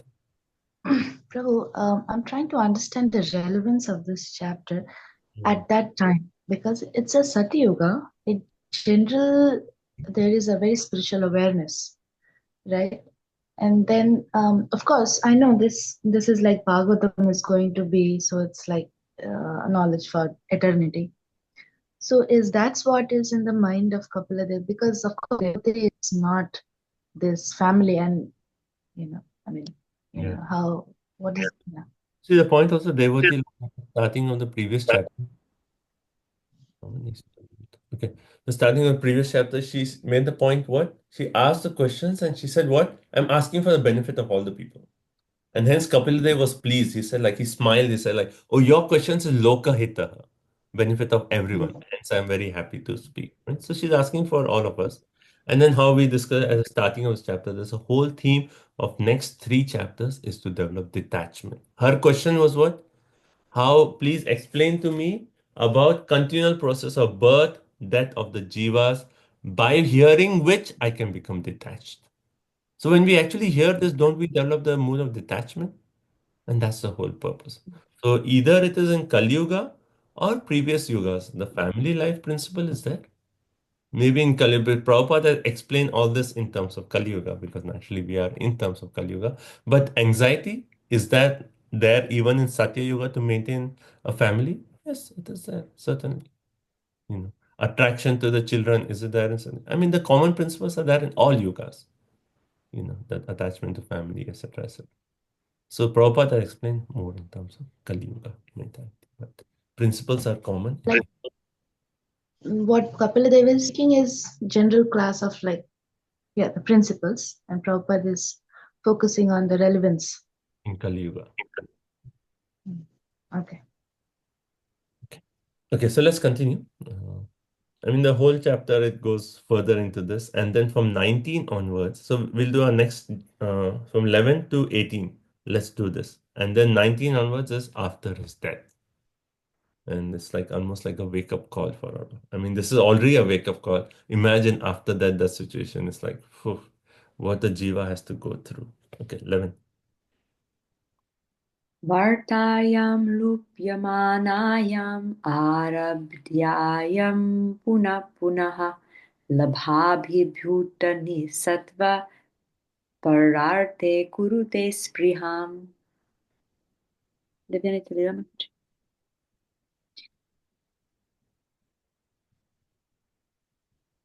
Okay. Translation: When he suffers reverses in his occupation, he tries again and again to improve himself. But when he is baffled in all attempts and is ruined, he accepts money from others because of excessive greed. So, like the previous verse actually made the point that he's struggling so hard, he's committing violence just to maintain his family, but his family members are not satisfied and he goes to hell. But one may say, at least he provided for his family. And often we say this, he's a good man, he's providing for his family. And this verse is further making the point that if there is a disturbance in his job, Varta Mayam Lupya Manayam. Lupya Manayam is almost like losing a job. And this happens in our situation now, right? So he's saying if his occupation is hampered or someone loses his job, then what happens? Then Arabhyam Puna. Again and again, he tries to get a better job. He's like, okay, I lost this job, let me get another job, another job, another job. He always tries. And then Abhibhuta Lobha. And in spite of trying again and again to get a better position, he actually what happens? Ni Satvata. He's ruined in his attempts to improve. Ruin his attempts to improve. And then because he's abhibhuta lobha, because he still has a greed that I want to go better and better. I'm not satisfied with a house of thousands of square feet. I need twice bigger house. Because of the greed that, oh, for my family, I need to do this, do this, do this. Then what does he do? Para arte kurute spriham. Para arte. Others' wealth, he actually says, longs for that. He's like, oh, that person has that. Somehow, if I can get that wealth, someone like take that wealth from him, then I'll be happy. And maybe subtly there is this thing. Oh, somehow if that person leaves, then maybe I can get his wealth, his position, his job, etc., etc. And that's what. Texture. Kuntumba bharana kalpo mandabhagyo vritodyamaha shriya vihina kripano dhyayan shvasati mudhadhihi. Hare Krishna. Thus, the unfortunate man, unsuccessful in maintaining his family members, is bereft of all beauty. He always thinks of his failure, grieving very deeply. Hare Krishna. So see, the point is like he works so hard to maintain his family. But is the family member satisfied? Never satisfied. They want more and more and more. And here is saying Manda Bhagya, the person who's actually still trying to improve. Oh, my child is not satisfied with this car. I need to buy him a bigger car. I need to get a better job. And if he's like, that's his, then he's like Manda Bhagya, unfortunate person. And Kutumba Bharana Akalpaha, he's unable to maintain his family because his family is also greedy. They want more and more. And Vrita Udyamana, all his efforts are in vain. He feels that, I have not been successful to maintain my family. In spite of all his endeavors, his job, getting a better position again and again, he feels, oh, I couldn't maintain my family. I didn't provide the best for my child. He feels that way. And in that way, he says, Viraha, uh, sorry, Vihinaha Kripana. He actually, yeah, Kripanaha. Such a person, he actually Vihinaha Shriya. He becomes bereft of beauty, wealth, and then he grieves very deeply. Oh, I couldn't take care of my family properly. And in that way, his intelligence is bewildered. Because he thinks that, oh, I have failed in this, hence I should do something else. Maybe I'll start stealing, takes others' property just to, keep up with my family's demand. And that's what he thinks. And in that way, he loses because of the anxiety. He loses his own beauty. He loses his own wealth, and he's totally bewildered. Phew, intense. I mean, it's like reality. What's a reality show? Okay, text 13. एवं स्वभरणाकल्पं तद्गलत्राद्ययस्तथा नाद्रियन्ते यथा पूर्वं किनाश इव गोचरम्. Seeing him unable to support them, his wife and others do not treat him with the same respect as before, even as miserly farmers do not accord the same treatment to their old and worn out oxen. Another. It says, Evam thus swabharana akalpam. Because children say, oh, my father did not maintain me properly. Then kalatra adaya, the wife and others, then what do? Na adiyante. Then after when he becomes old, he stops earning money, then they don't give respect to the old man. They'll say like, okay, send him to a old house. What's it called? Sorry. Old age home. Old age home. Right? And he did not supply enough for us. He didn't work hard for us. Just send him there. Who wants to take care? So they disregard him, they neglect him, they do not respect that person. And then the example is given, Purvam, as before. As before, they used to, when he was earning money, they were actually, oh, yes, father, he stops earning money. Like, now, what is the use of him? And the example is given, Yatha, just like Kinashaha Go Jaram. Like farmers, they are plowing, and before was with ox. The ox used to, they used to have the oxen, and then the oxen used to pull the plow, and they used to actually till the farms. But now, when the ox is old, then the farmers are like, what is the use of this? No use. So they just wait for the ox to die because they have to still like give little remnants just to keep him, and then they just are waiting. Okay, let him die. And that condition is given for us. It's like really like intense, right? It's like, my family members are not happy and they're like, that's how they're treating their parents. So Prabhupada says, from time immemorial, old men unable to earn are disliked and not respected by their children. Right? And then, so Prabhupada says this is like almost like what? He says, the old men are given poison so that they can die as soon as possible. Phew, imagine that. And worst, and you can read that part of the purpose. I don't even read it. It's like so horrible. But Prabhupada is really bringing out the deep parts of Kali Yuga. And you can read it. I don't want to speak about it. Oh, this actually happened. Prabhupada is speaking. It's a very common story in Bengal. There is a village that the parents are given poison when they're old. But it's not like they right away they die. They're in the bed for like 7 days and die. There is a movie also on this. Horrible, right? The parents, they like bring us up, they do so much for us, they earn so much. And once they stop earning money, this is how parents are treated. It's like so horrible. This is Kali Yuga. But Prabhupada says, therefore, be judicious, have good judgment, and do what? Give up family life before you get old. Don't even give your children the opportunity to think that, oh, now my parents are a burden for me. Take Vanaprastha. Let them do their thing.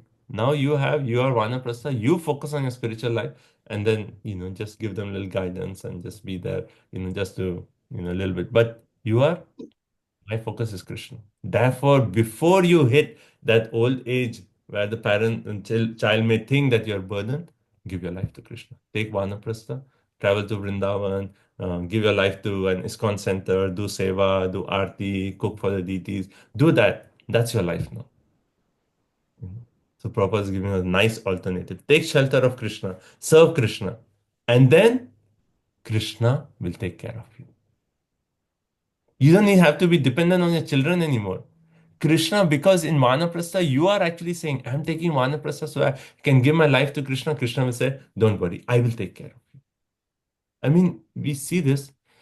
And maybe it's, I feel a little guilty also for on our part, that Prabhupada disciples who actually just gave up their life, they gave up their entire life for Prabhupada.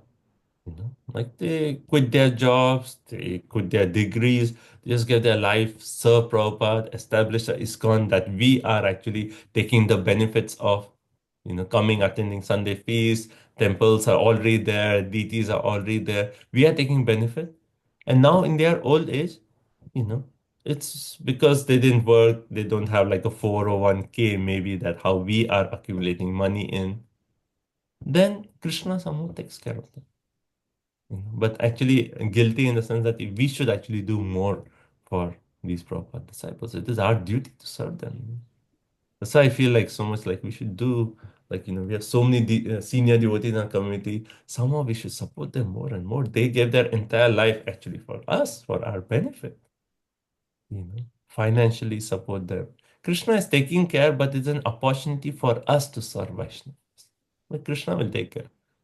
So Prabhupada is making you give your life to Krishna, Krishna will take care of you. But for us, how we should see, it's an opportunity for us to serve these senior Vaishnavas. So you see any Prabhupada disciples, senior devotees, you go to them, ask them how we can serve financially or like, anything like. So it's point to think about. So, okay, 14. But the main point there is, before that situation comes, give your life to Krishna. Don't be dependent on your children. Give your life to Krishna. Krishna will take care. Okay, 14. तत्राप्यजात निर्वेदो म्रियमाण स्वयं मृतै जरयोपातवैरूप्यो मरणाभिमुखो गृहे. Hare Krishna. The foolish family man does not become averse to family life, although he is maintained by those whom he once maintained. Deformed by the influence of old age, he prepares himself to meet ultimate death.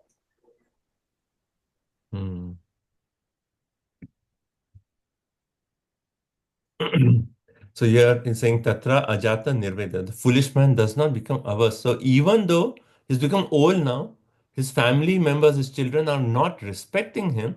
Does he say, oh, family life is horrible, let me leave it? No. He still does not give up that family life. Okay, so it says Briyamana Swayam Britahi. Those he was maintaining, his children, now he's maintained by them. Jaraya Varipad, he's deformed by old age. He's actually preparing himself for that, but still he does not become averse to family life. Like even maybe he's sent to old age home, but that also is thinking that, oh, maybe my child will come, maybe once a month, see. He's still maintaining that attachment. Why? Because he doesn't have the alternative of Krishna's family life. And he keeps maintaining the attachment. So pitiable condition. Prabhupada says, actually, this is from the next verse. Even neglected by family members in old age, he does not give a family affection. He remains home like a dog, just like, okay, here, take the remnants, be happy, and then, But Vedic way of life is what? Give a family life when you're strong enough. Don't wait for old age to actually hit when you cannot do anything. Say, okay, when I'll take Vanaprastha when my, my joints stop working. Then no, don't wait for old age. When you're strong, 50 years,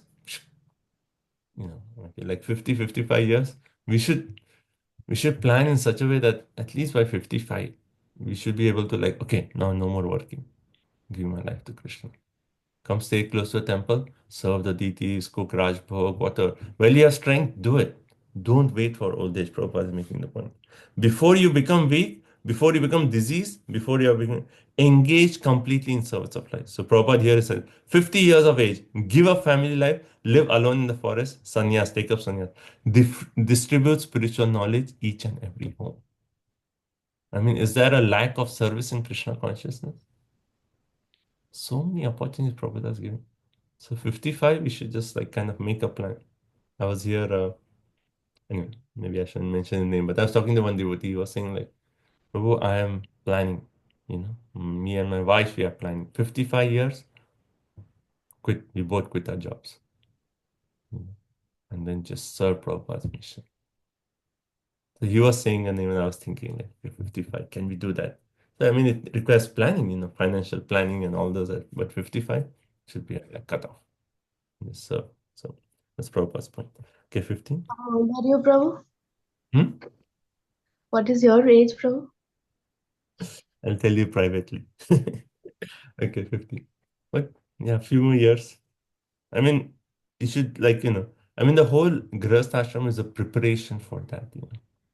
It's not that, okay, now I'm not doing any seva. Once I quit my job, then all of a sudden I'll start reading Bhagavatam. It doesn't work that way. Even now, we have to train our mind to actually be prepared to spend hours studying Bhagavatam. Like when we are doing this 3 hours Bhagavatam every Sunday, we are preparing our mind that when we are actually ready to retire, then we can just sit at home and like, okay, today no seva in temple. I'm just sitting, I'm reading Bhagavatam. I'm just sitting, chanting 32 rounds today. I mean, we have to prepare our mind. It's not that, okay, 55, I retire, now I'll start. No, if you are not prepared, after you retire, what you'll do? You'll spend more time reading the news, you'll read about this politician, this politics, this, that. You'll see the weather, you'll check the weather like 10 times a day. Is it going to rain? You'll do all this because you don't have the attraction. So now is Grihastha ashram is preparation for Vanaprastha. So preparing a mind to be ready to spend hours in reading Bhagavatam, Chaitanya Charitamrita, getting an attraction for the books of our acharyas. It's like, imagine like the taste of like, okay, once I retire, I can sit at home, read Gopal Champu. Like that, so that's how we prepare. So anyway, 15.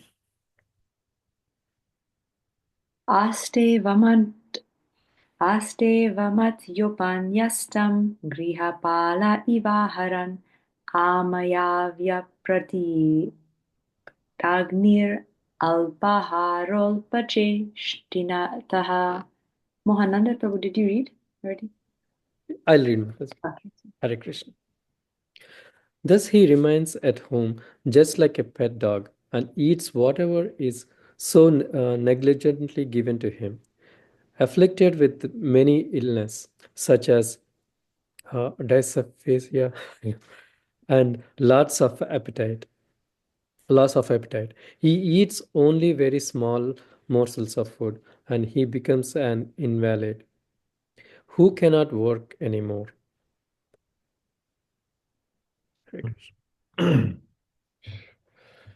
Oh yeah, Prabhupada is really like opening up this, it's like, so this verse is saying what? Aste avamatya upan yushtam grihapala. Grihapala means like a dog. So even though his children are neglecting him, he just stays at home because he's still that knot in his heart is that, oh, my child, I raised him up. And even though the children are disrespecting him, neglecting him, he stays at the house as a dog. And what the children do? Like, okay, here, remnants, what is left, just give it. We go out, we eat in nice restaurant. Anything little bit left, okay, give it to parent. Yeah, that's the mentality. And then what is his condition? Amayavi. That means he's subjected to so many diseases. And Prabhupada says dyspepsia. And it's like no hunger. There's no more hunger to him. Alpahara, he can hardly eat. He's so invalid, he can hardly walk. That is his condition. Again, Prabhupada in this purport says, therefore, Vedic literature say what? Before arrival of the miserable conditions, leave home. That means take Vanaprastha, just dedicate yourself to Krishna, right? And he says, like, those people who leave home and die without knowledge of family members, their death is said to be a glorious death. That means what? They've already cut their connection.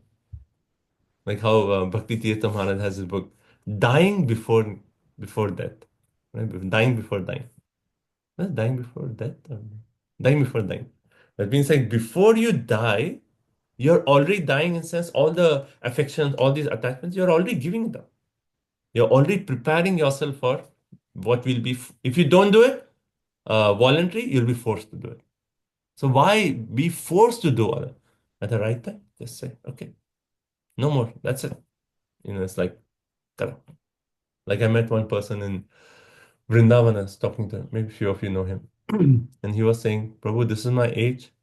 And like, he like this is the first time I met him in I know I met him in US a few times, but the first time I met him in Vrindavan. I said, Prabhu, how come you're here, Vrindavan, Kartik, and then now Govardhan retreat? He said, Prabhu, that's it. I stopped working. This is my age. I stopped working. Now every year, I'm going to come for Kartik, stay all the way till Govardhan retreat, like 2 months in Vrindavan every year. And going back, I'm serving here and here in this capacity. I was like, wow, impressive. Like, he's like really done. And he has children and who are in college and things like that. But he said, that's it, done. Right. So, okay, let's see. Oh, and also Prabhupada makes a point. And then the attached family man, what does he like? He's so invalid, but what is he thinking? Oh, my family members will give me a nice procession after death. Like he's already died, but still he's hoping that, okay, I'm so invalid, but when I die, my family will actually give me a nice procession and they'll do Ram Nam Satya Hai, they'll give me a good funeral home. That's the mentality. Sure. Okay, 16. वायुनोत्क्रमतोतारः कफः संरुधनादिकः काशश्वासकृतायासः खन्ते घुरघुरायते. Ghura Ghura. Okay, who's next? In that diseased condition, one's eyes bulge due to the pressure of air from within, and his glands become congested with mucus. He has difficulty breathing, and upon exhaling and inhaling, he produces a sound like gura gura, a rattling within the throat. So this is, the condition. So what are we reading? The whole thing? Birth, old age, disease, death.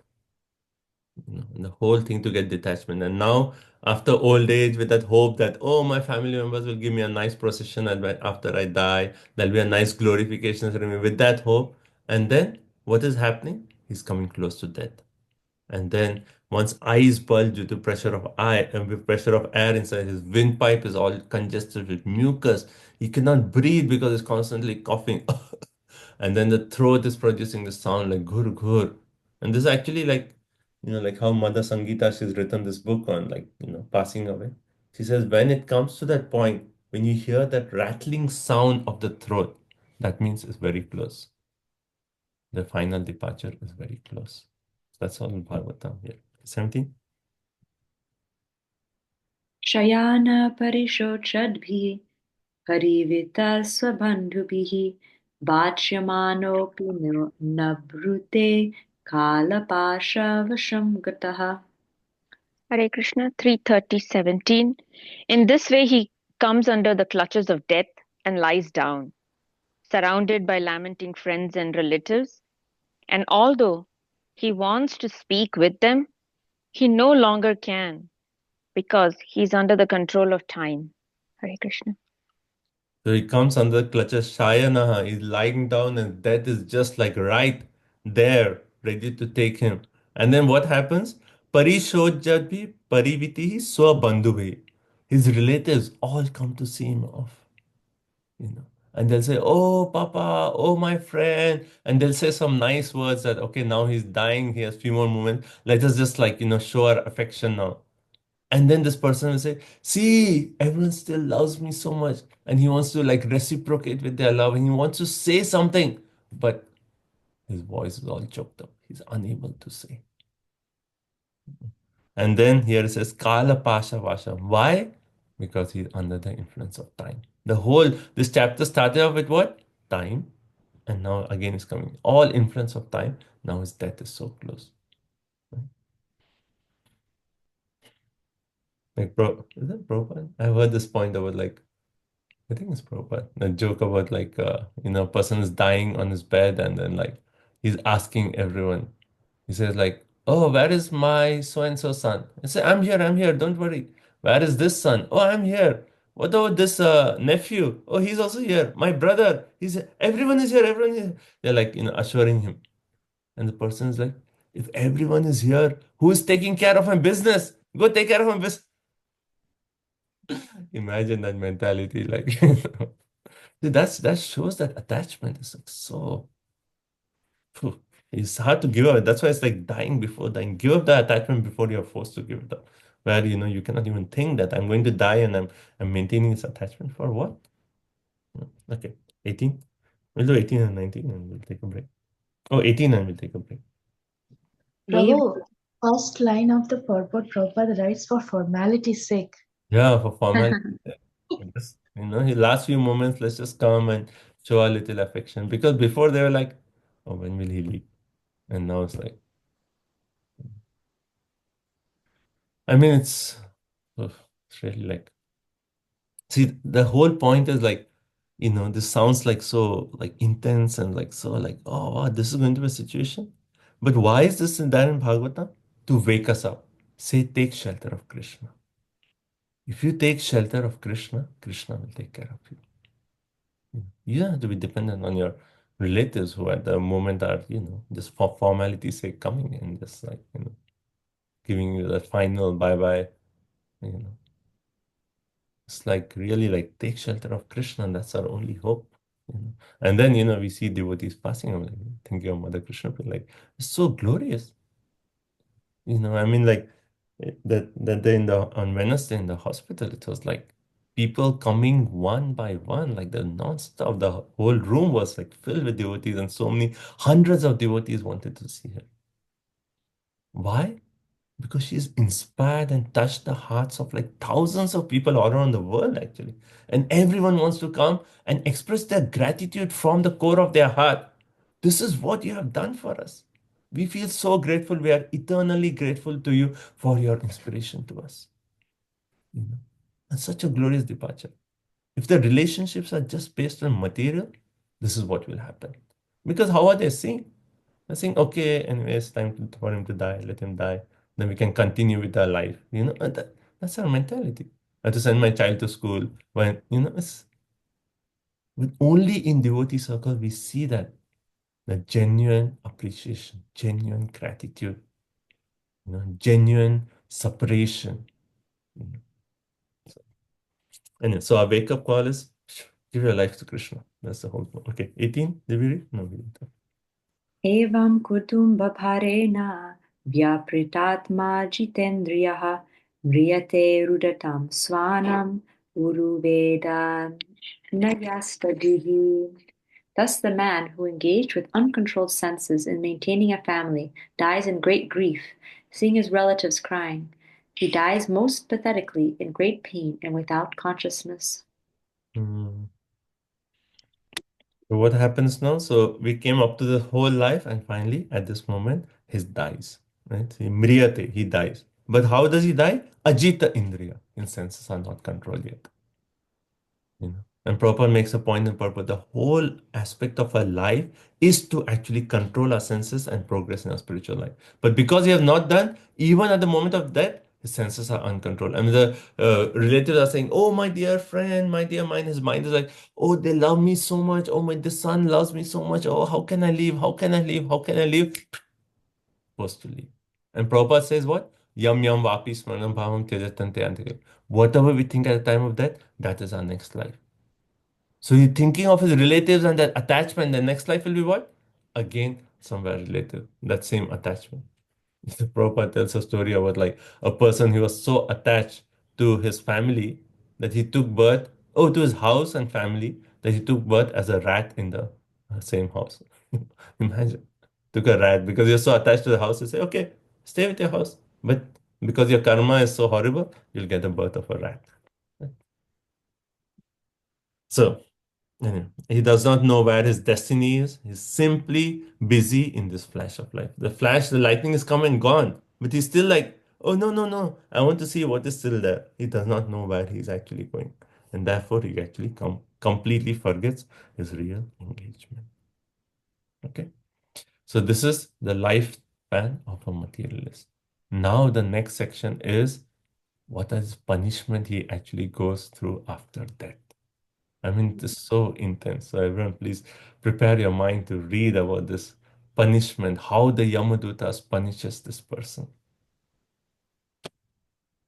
Okay. How is everyone feeling? I feel it's so eye-opening, but also so like painful to read. Like very makes me think that we should go out and distribute Prabhupada's books more so people can have this spiritual knowledge that they don't have to go through this suffering. That's the point I was going to bring in the next point. It's nice you brought it. That, when we read about the next section, that what punishment people go, how Yamadutas punish these people, then immediately what should happen? Our compassion in our heart. Like normally we think that, oh, he's nice man, nice business, is maintaining his family, he's doing good. But when you read this section, especially the next section, then we think that doing good is actually not good because he's going to suffer so much. Let me somehow save him. And immediately that compassion, like we distribute books not just like for our own, we do it for our own spiritual benefit also, but we really do it because if people don't get this, their future is so much suffering is waiting just to come upon them. So that real compassion from the heart, that if people don't take up Krishna consciousness, this is their life and how much suffering they have to go through. Let's somehow help them. Prabhupada saved us. Let's try to be instruments to save others. Okay, anything else? I'll take a break. But Prabhu, how do we preach to those people for them who is like, who knows that aspect, like atheistic ideologies, Give them Krishna Prasad. so gross when we see all this, read all these examples are there. There are even scientists who are saying that still, I mean, the main point that I've seen is, like two things we can do. One is some other give them Krishna Prasadam. Don't tell them it's Krishna Prasadam, but give them nice Krishna Prasadam. Or give them a Maha Galan from Radha Golokananda. Don't tell them it is some temple or anything. Nice Galan. Give them Galan, give them Mahaprasadam. And then second, most important, you pray for them. When a Vaishnava prays for someone, very powerful. Somehow Krishna actually changes like that because why can't he see all this? His reality is everywhere, but he cannot see it. Why? Because Maya. We discussed that point. Avarnatmika Shakti. Maya is covering. He's seeing death of everyone thinks I am going to live forever. Maya is covering. But when we pray to Krishna for that particular jiva, then Krishna says, because this devotee wants that person to be blessed, then Krishna actually somehow inspires him to actually think or take a spiritual life or some. So the power of a Vaishnava, the Vaishnava's prayers are very powerful. So pray for everyone. It's like when you go for book distribution a few hours, then when we, after book distribution, we drive to a gas station, we see a person, and immediately, like the other person filling gas, what are we thinking? Somehow to give them a book. Somehow let's help that person, help that person. That mood is so contagious that we feel, oh, everyone needs this, everyone can be saved. Let's give. And maybe at that moment, if we are not giving a book, at least we pray for them. Krishna, this person does not know that he's connected to you. Please, you help him. You please bless him that he can somehow take up Krishna consciousness. So you pray for everyone. Anyone you see, you start praying for him. Krishna, please help them take up bhakti. Help them take up bhakti. Krishna will be very pleased with you. And because you're praying for them, there's hope for them. So basically prayers and increasing their Gyata Sukriti because yes. I'm knowing devotions. Like when I remember, Prabhu, when we used to have the July 4th Harinam, sing, and people were like all like no clothes practically, still dancing. Like this is Golokero Premadhan Harinam Sankirtan, and you're dancing to it, Like you say, after Rath Yatra, Maharaj made this point, right? Thousands of people, they are actually getting what? Lord Jagannath is giving them Krishna Prem. They are seeing Jagannath, hearing the holy name, they are all getting. And Maharaj said so nicely. Internally, we are taking Krishna back to Vrindavan. But outside, what is happening? Thousands of people are getting benefit. And that's the mood of a Vaishnava. Wants to benefit everyone. And this section is actually showing that. It's not that everyone you have a good job, good university. It doesn't matter. Everyone is going to go through this phase unless they take up Krishna consciousness. Okay, so let's take a break. We'll come back in 5 minutes. Thank you all so much. Srimad Bhagavatam ki jai. Srila Prabhupada ki jai.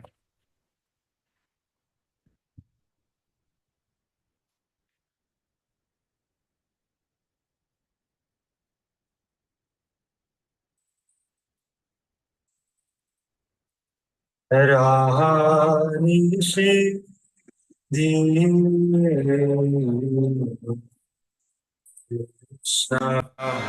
Murari Shri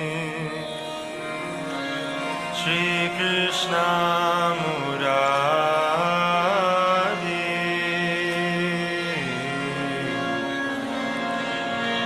Mama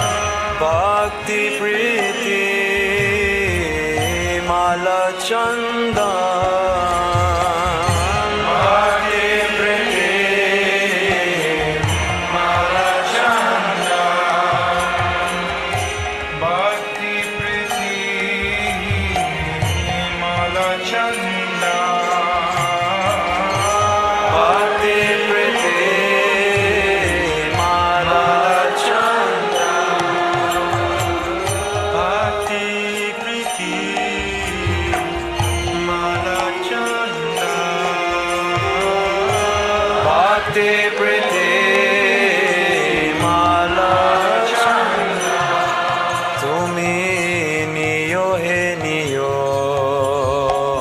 Chitanandan Tumi Niyo He Niyo Chitanandan Tumi Niyo He Niyo Chitanandan Tumi Niyo He Niyo Chitanandan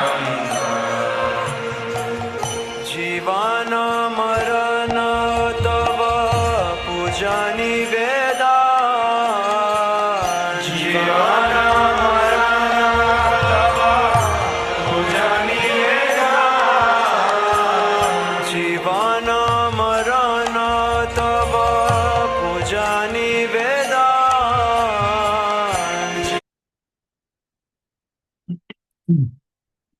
Hare Krishna, Krishna Krishna, Hare Hare, Hare Rama, Rama Rama, Hare Hare.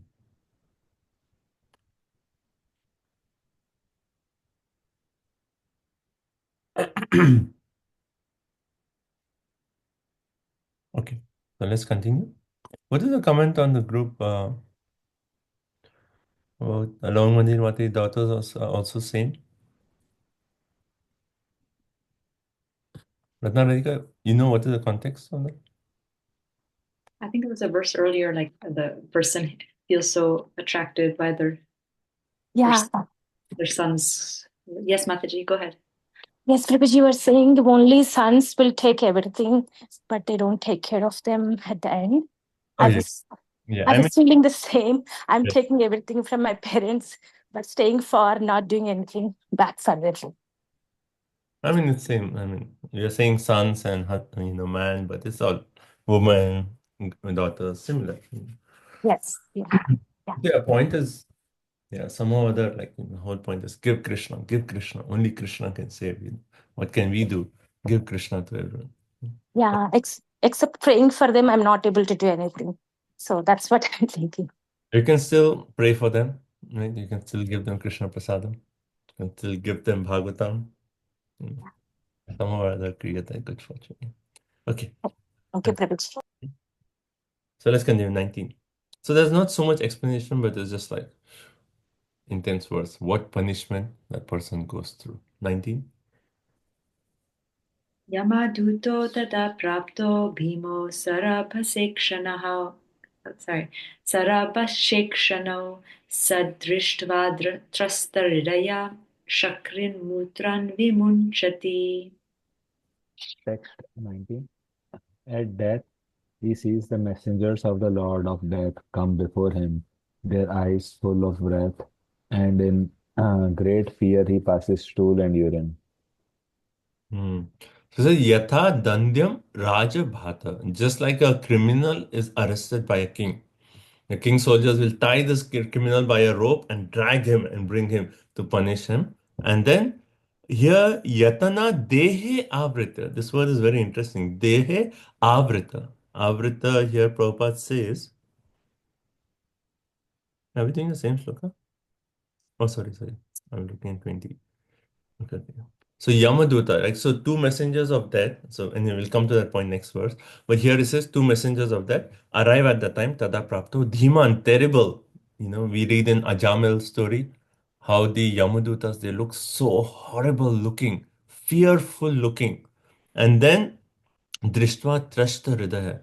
When he sees these Yamadutas come, so horrible, ugly looking creatures, he becomes so frightened in his heart. And then Shakrat Mutram Vimunchiti. He becomes so scared that he passes urine and stool. And this is true, like we see this, it is said that when people pass away, at that moment they will pass urine and stool. Why? Because they're seeing Yamraj. I always remember this, in the first ISKCON temple I'd gone, they had this 3D diorama of, like a diorama of Ajamil. And they actually showed how Ajamil, like a body, and he's coughing, and then these huge personalities come, like Yamadutas. So ugly looking, like even we are seeing that, and we're like, who's this, like getting scared? And imagine that person. He does not know where he's going to go, and these ugly-looking people have come to take him. And he's like so scared. Okay, then 20.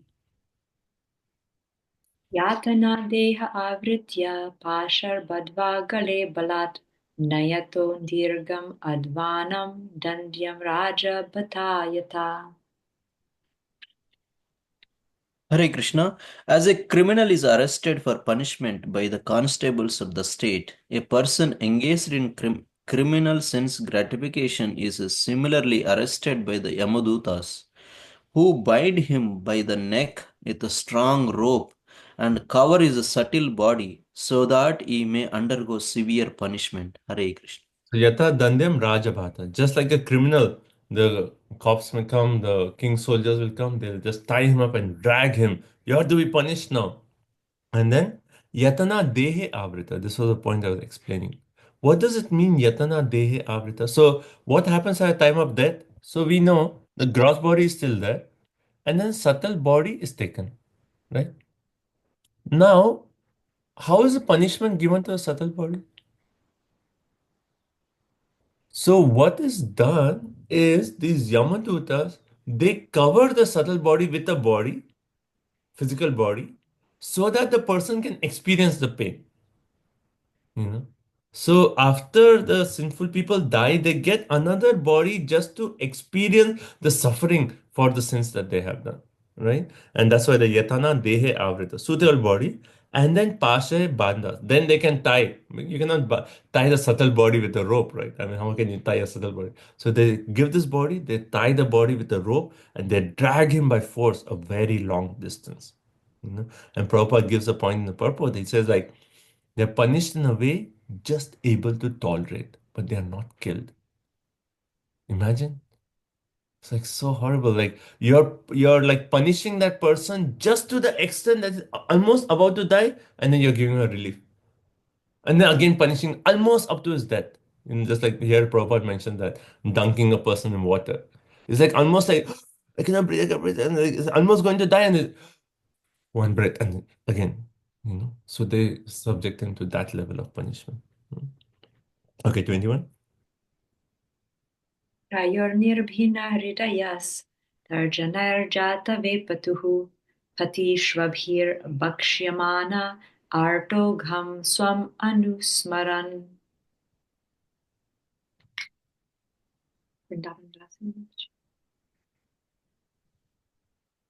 While carried by the constables of Yamraj, he is overwhelmed and trembles in their hands. While passing on the road, he is bitten by dogs and he can remember the sinful activities of his life. He is thus terribly distressed. Krishna.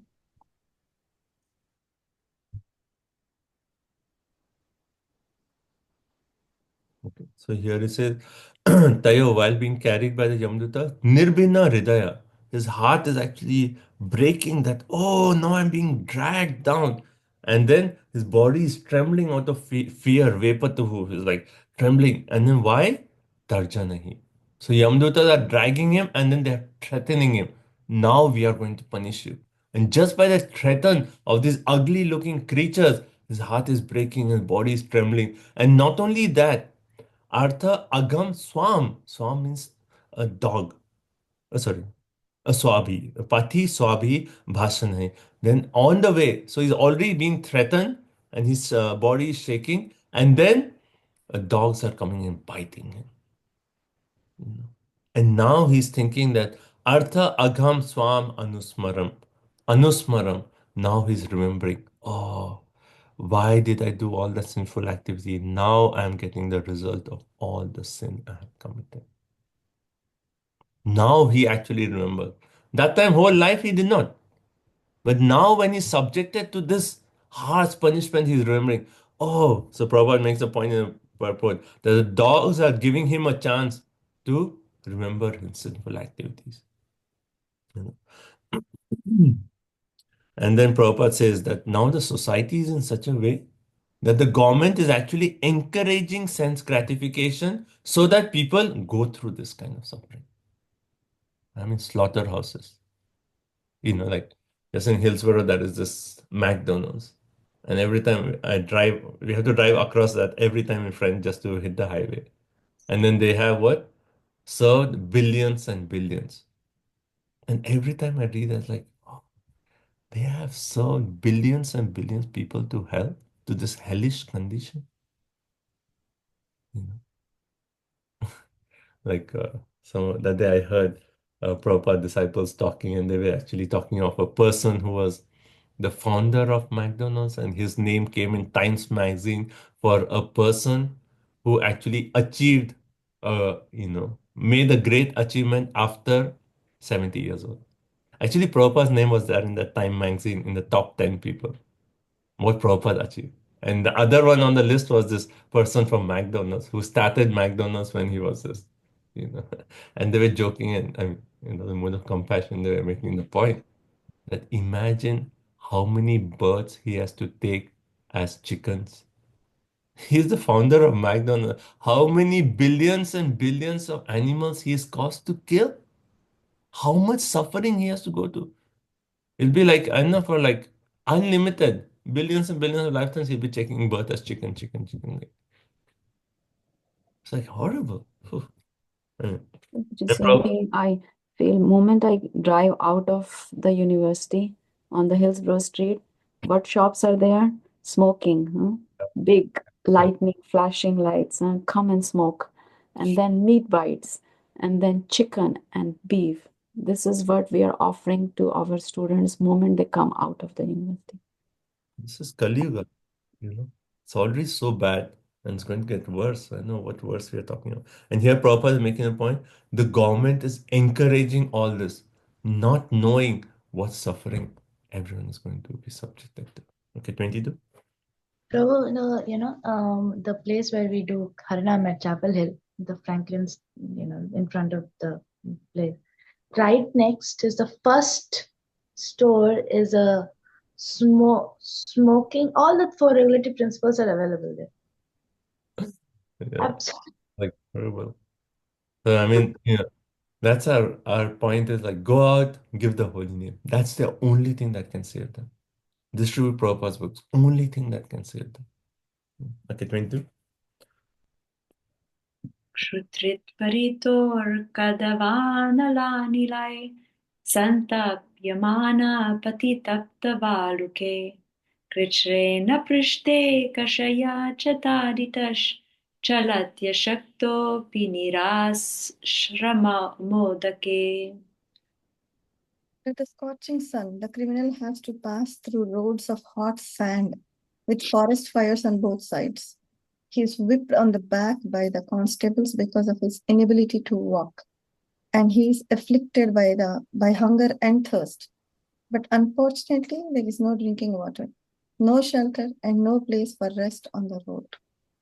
I mean, it's already so horrible. We'll be like, okay, stop. It gets worse and worse. Already he's getting dragged. He's actually getting threatened. Dogs are biting him. Worse than that, there's scorching sun from top. The sand where he's being dragged is like hot sand. His body is getting burned. There's fire on site to make it so hot. And then he's getting whipped by these Yamadutas. And they're saying, come with us. And they say, I can't walk. Tuck, tuck, tuck, getting hit. And then he's like so hungry, so thirsty. And still, there's no water, no shelter. Now is the time when we can find our true shelter. At that moment, no shelter.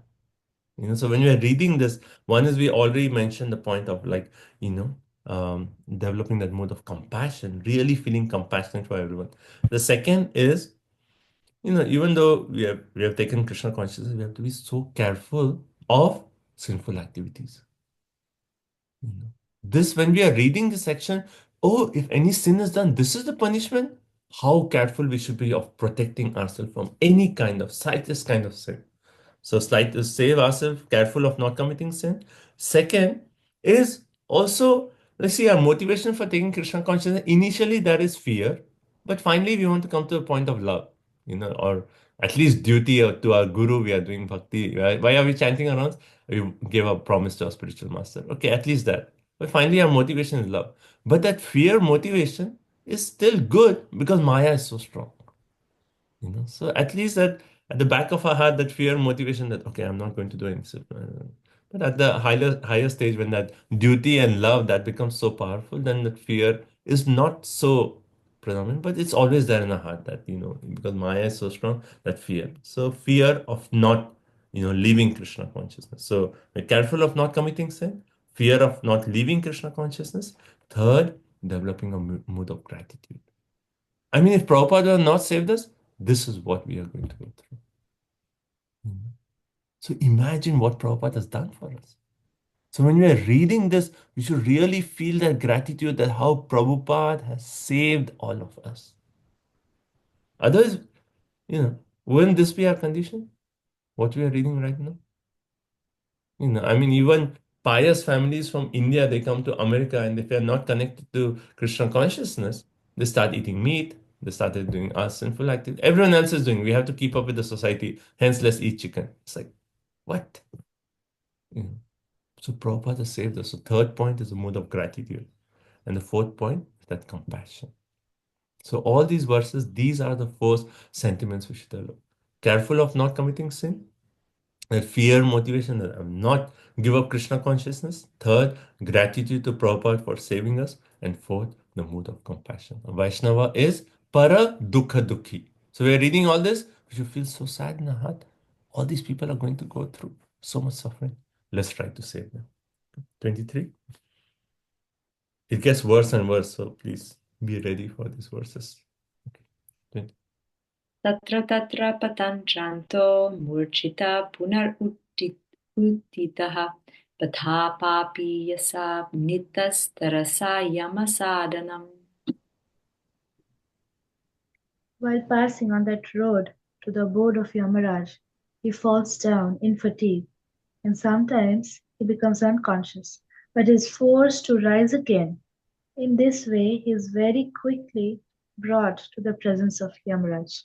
And so he's so suffering so much, and is like unconscious, like, wake up, you have to experience this suffering. Imagine the state.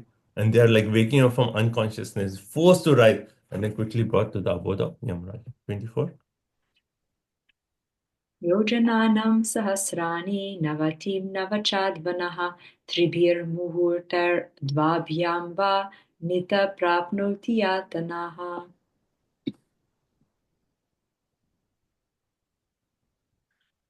Gagandeep Prabhu or Karuna Mataji.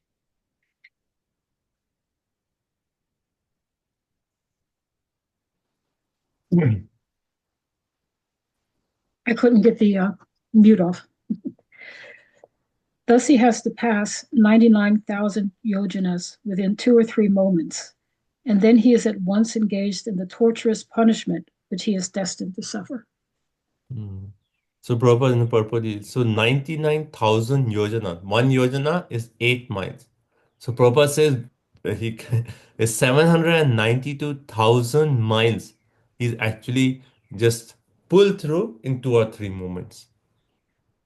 And Prabhupada says, the scientists, they have this mentality that we will travel super fast, 18,000 miles per hour. And Prabhupada is making the point, all those scientists, you want to travel so fast? If you don't take up Krishna consciousness, this is the speed you will travel, 792,000 miles in few minutes. You want to go fast? Here, go fast. But this is how your state is going to be. Better take Krishna consciousness. Prabhupada makes that point. Okay. Further, so he's brought to the abode of Yamaraj. Then 25. Text 25. Adipanam swagatranam veshtayit volmukadibihi atmamam sadanam kwapi swakritam paratopi va. Hare Krishna. He's placed in the midst of burning pieces of wood, and his limbs are set on fire. In some cases, he is made to eat his own flesh or have it eaten by others. My God, so horrible. Like, imagine he reaches Yamaloka, and then now his body is set on fire. His limbs are all set on fire. And then when they're burning, he's saying, okay, now eat your own flesh. How horrible. And then otherwise, he's kwa api swakritam, his own flesh, or parataha. Others are said, go eat that flesh of this person. And Prabhupada says those who actually enjoy eating the flesh of other living entities in this life, that's what they're going to get subjected to. You eat non-veg, this is what is going to happen. But now our society, it's okay, my child likes chicken. It's okay, let him eat. This is what you're subjecting your child to. Sure. Okay, 26. Jivataschantrabhyudarah Shvagridraryamasadane Sarpavrichikadam Shadyar Dashadbhishchatma Vaishasam. Hare Krishna. His entrails are pulled out by the hounds and vultures of hell, even though he is still alive to see it, and he is subjected to torment by serpents, scorpions, gnats, and other creatures that bite him. His entrails are pulled out by hounds and vultures of hell. That means his intestines, they're pulled. He's still alive. He's still seeing all this. And his internal organs are getting pulled in front of him. Not only that, all these scorpions, all these entities are biting him at the same time. Everyone remembers that illustration? Okay, let's read the next sloka. Is that in our old Bhagavad Gita copies? It was there. Let's read next sloka. I'll try to find that. Krintanam Yavasho Gajadibhyo Bidhapanam Patanam Giri Shringebhyo Rodhanam Chambugartayo. Next, his limbs are lopped off and torn asunder by elephants. He is hurled down from hilltops, and he is also held captive either in water or in cave. Hare Krishna. His limbs are lopped off and torn. So he's alive, but it's like his limbs are torn apart by elephants, and then from hilltop he's thrown, held captive in cave, water, etc., etc. Anyway, okay, let's continue.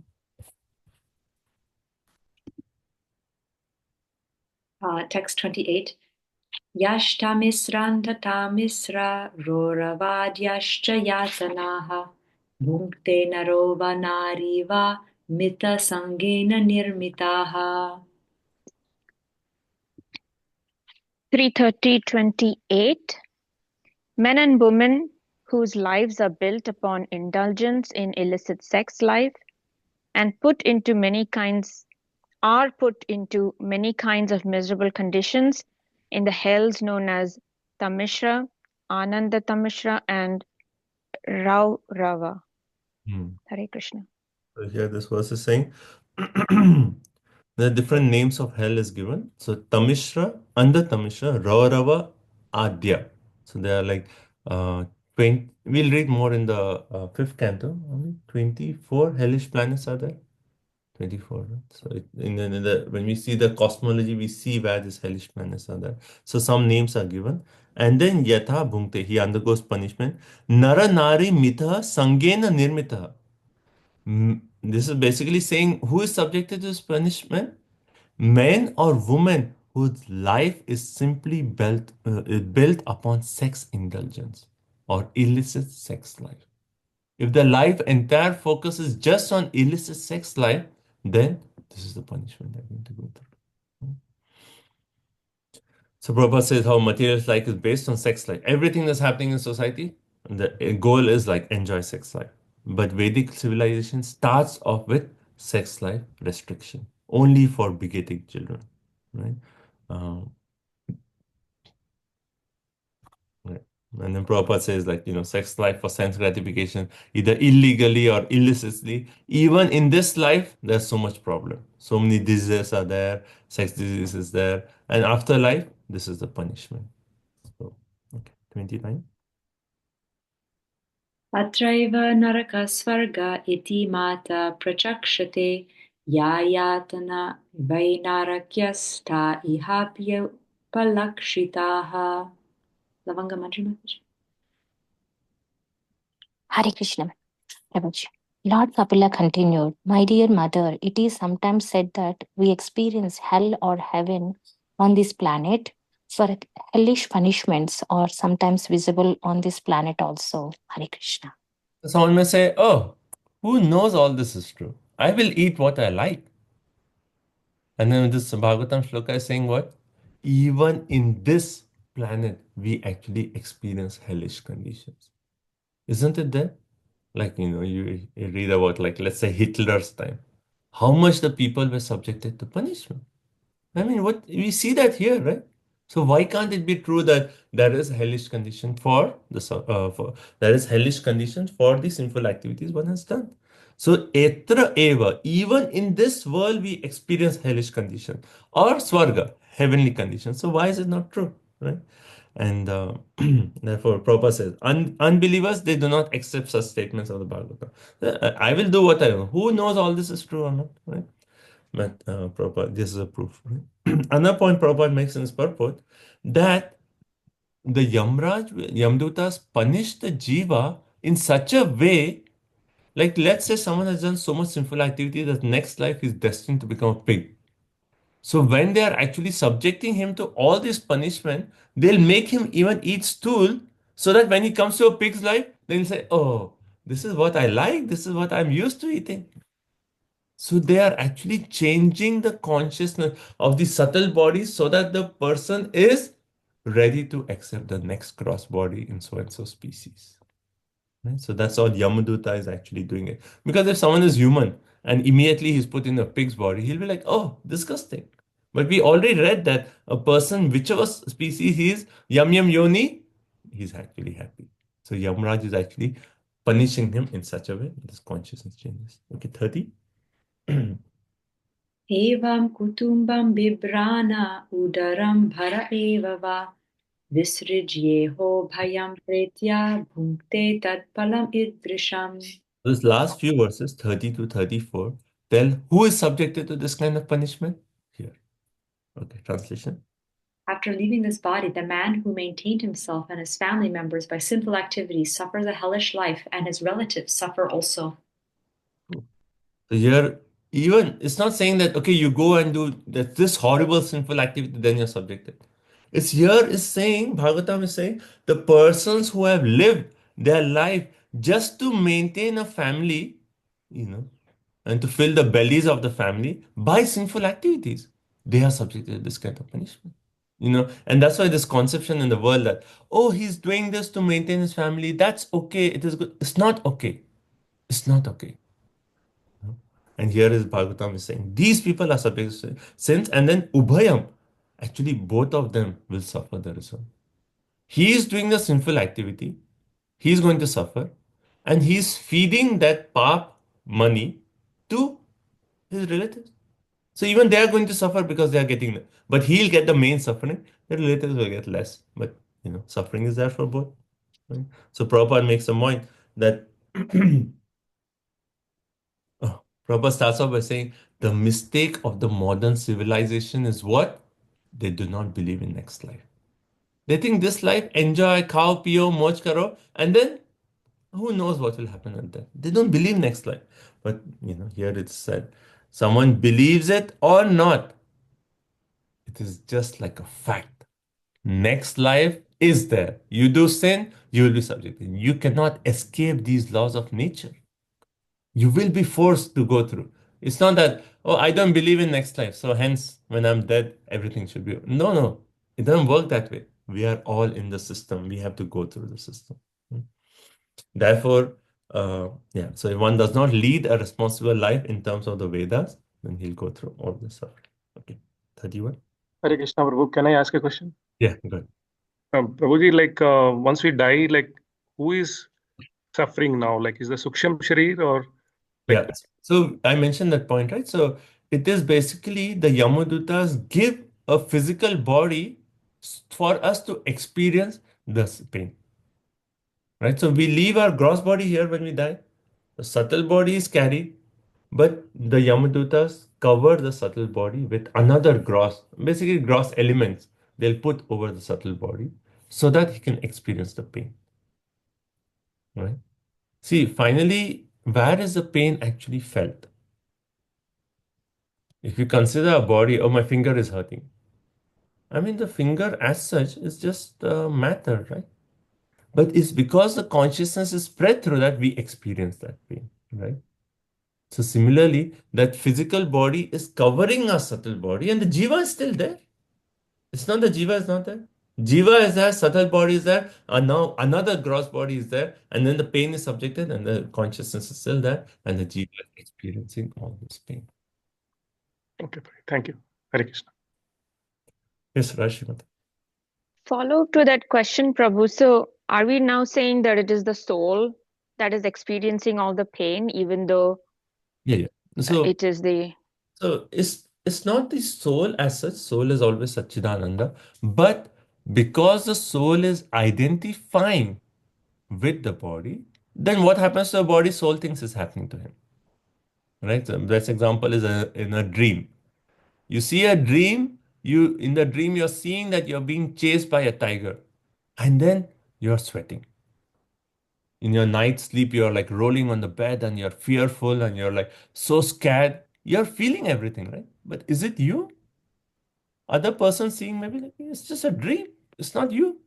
But in the dream, we are identifying with that person who's being chased by a tiger. Hence, we are experiencing all the fear, anxiety, stress, even in our sleep. So, similarly, in this life, because we are identifying with this body, we are suffering. And then when the person leaves, his mind is still corrupted. So, he's still identifying with the body that has been given to him. And hence, he's experiencing all the pain. Mhm. so it, won't Mhm. sorry Go ahead. sorry. No, no, you So won't that those impressions stay back on the consciousness even when it enters into the next life of that like That's the question. Yeah, so he subjected to so much punishment. So within next life, he should realize, oh, I did all this pap. Now I should not do it because again I'll be subjected. Now next chapter will tell us actually Krishna, he actually makes us forget all this. And when we say, why Krishna is making us forget? exactly. Why? Let us remember. No, Krishna does not force anything on. It is your desire. You want to keep enjoying, keep thinking that this is enjoyment. Okay, keep doing, keep doing.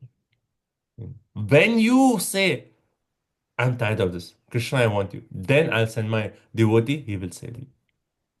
I will not, I will not step over your free will. Because if I step over, then I'm almost like making you like a robot, but I don't want you to be a robot. You're my part and parcel. You have consciousness. You are a jiva. You have free will. I will not step over that. And then also the other point is, if we remember all the past suffering, will we even be able to live in this world? We won't be able to live. This is what I went through. And then, even if there's fear that, oh, I went through all this, Krishna's mood for us to develop bhakti, the motivation initially may be fear, but he does not want us to love him out of fear. Krishna wants us to love him out of love, not out of fear. Does that help, Rashi Mataji? Yes, it is. So Krishna actually, he covers our memory. So that again, we can go through this. And one way we may be like, Krishna, please remind me, but Krishna says, you cannot take it. You cannot take it. You have to on your own realize that this suffering, I don't want to go through this. Krishna, I want you. I want you. So, and Krishna gives that authority to his devotees. So my devotees will do that. They are more merciful than me. Let them do that task. Okay, so we have 3 more shlokas. Can we just finish it and then we'll take you any other? Prabhu, can I ask one more question? Like, if we are already, like, if we are punished for our karmas, so are our karmas finished? Like, when we are. Yeah. So okay, when we are going through a suffering, it's not that our karma is finished. It is preparing our consciousness to enter the next body where we'll continue our karma. See, the lower species, they don't create karma like a pig's body. It's not creating, but they are just forced to undergo the lifestyle because of the punishment, because of the sin they have done. So, an example could be that someone did something wrong, so he's punished for it, and he said, because of this, now you no longer have your job. You will have to work as this lower position because you did that. So, something like that. So, he's already punished, right? Plus, he's given another position. That's what you deserve. And then now, going from that step by step, you will come back after millions of lifetimes back into human species, and then you can actually realize, right? So it's not that the punishment, the Yamraj are like washing away that, okay, this pap, you have done this, then all is done. No, no. They are actually punishing you, but preparing you to undergo the further punishment for all the sin that you have done. Yep. Hare Krishna. Thank you. Hare Krishna, Prabhu. I have a question. Okay. Go ahead. So, okay. So, Prabhuji, so if a person doesn't undergoes all that punishment and is not remembering what happened in the past, how is he correcting himself in future? If he does not remember, how is he correcting himself?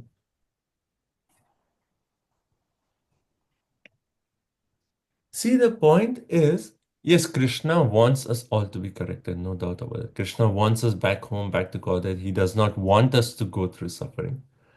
But like I'm thinking of an example of a father and a child. So a child does something wrong, and the father punishes the child. Okay, this is your punishment. And then the punishment is meant to actually correct the child. But if the child is not willing to be corrected and he repeats the same thing, then again he's subject to the same cycle. Right? So even though the child is, knows that he's punished, but still, why is he committing the sin again? Because he does not want to remember it. He does not want to remember the punishment so that he can continue to do his sinful activity. You're getting the point, Prabhu. So the jiva does not want to remember the punishment. And Krishna says, okay, you don't want to remember, you want to continue your sinful life? Okay, here, I will clear it up. It's not like Krishna is doing this as a matter of the cycle, but it as a matter of the system. But who is wanting this cleared out? The jiva. You're seeing the point. Like how the child, even though he's punished, he's like, I don't want to think of the punishment because I want to commit that sin again. I want to commit that sin again. I want to commit that sin again. Right. He doesn't want to think, but Krishna Does also not- takes away the memory, right? Yeah, but why is Krishna taking the memory? Because the jiva wants that. Jiva wants to enjoy more and more and more. Jiva does not want to give up that so-called enjoyment of this material world. Krishna wants the jiva that the jiva himself. See, Krishna is.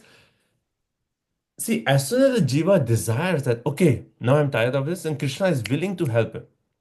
So why is the system designed in such a way that our memory is covered up? Because the jiva wants it. He does not want to learn the lesson. If he wants to learn the lesson, he'll learn it even in the life, not even with going through all this suffering. But he does not want to listen. Then you say, okay, you do the thing, I'll punish you. You don't want to remember, do the thing, I'll punish you again. And it keeps going on. So it is the jiva's choice that is actually making the jiva go through the system where his memory is cleared out. So, is it also possible that that his learnings, he may not remember the details of the punishment he has undergone, but his learnings or the summary of what he has learned, does it stay back in his consciousness? You're saying while he's going through the punishment, what he has learned does not stay in his consciousness. Right. Yeah. So actually, Prabhu, next chapter will give you more. We'll talk more about this because there also it tells when the child enters the womb, he actually remembers. Oh, I did so much sinful activity. So there is something is there, but again, when he comes out, then say, "Oh, my child, you're so nice," and again he forgets. But those who are fortunate, when they realize in the womb that Krishna, I did so much sin and I was punished for it. Now, this life, I just want to turn to you. And those who are fortunate, that child in the womb, he'll pray to Krishna. Krishna, this time when I come out, let me not forget you. Those are fortunate. And that is next chapter, Prabhu. So Okay. maybe we'll continue your question in the next chapter also. Okay. All right. Thank you. Can you finish 3 verses because I want to complete this chapter? Let's just do the English translation. It's all related. 31. We did 30, right? Yeah, we did 30. 31. Who is to read? Can you please go ahead? Yeah, Prabhu. Text 31. He goes alone to the darkest regions of hell after quitting the present body, and the money he acquired by envying other living entities is the passage money with which he leaves this world. What is Hare the passage money? What does passage money mean? All the money that he has accumulated by his sinful activities, he cannot take it with him. All that sinful, that paap money is actually paying the price of the ticket for the Yamadutas to take him from here to Yamaraj. That basically means that all the money you're just going to leave. So Prabhupada makes in a point in the purport. Either we leave the money or the money leaves us. There is no way you can hold on to it. The only thing you can do, use the money in Krishna's service. That's the best thing. Use it to serve Krishna. As soon as you have money, give to a Krishna service because that is the best use of money. Otherwise, money will anyway go away from us. Okay. 32. Who's next? Krishna. Thus, Hare Krishna, thus, by the arrangement of the Supreme Personality of Godhead, the maintainer of kinsman is put into a hellish condition to suffer for his sinful activities, like a man who has lost his wealth. Hare Krishna. So this is a point here is nice example. A man who's lost his wealth. After the money is gone, if you lament, is there any use of that? It's already gone, right? So similarly, now by the arrangement of the Lord, sinful reaction he has obtained, the man undergoes suffering in him. Yeah. So basically, the point now is just like a person who's lost his wealth, he may lament, but there's no use now. Similarly, at that point, he may lament, oh, why did I do sin? But it's already too late. He's already spent all his money. Like he's already lost all his money. Right? So hence Prabhupada makes the point. Human form of body is achieved after many, many births, very valuable asset. Therefore, use it for cultivating Krishna consciousness. 33. Just two more verses. Let's read it and maybe I'll come back to this verse. I'll touch upon this next class.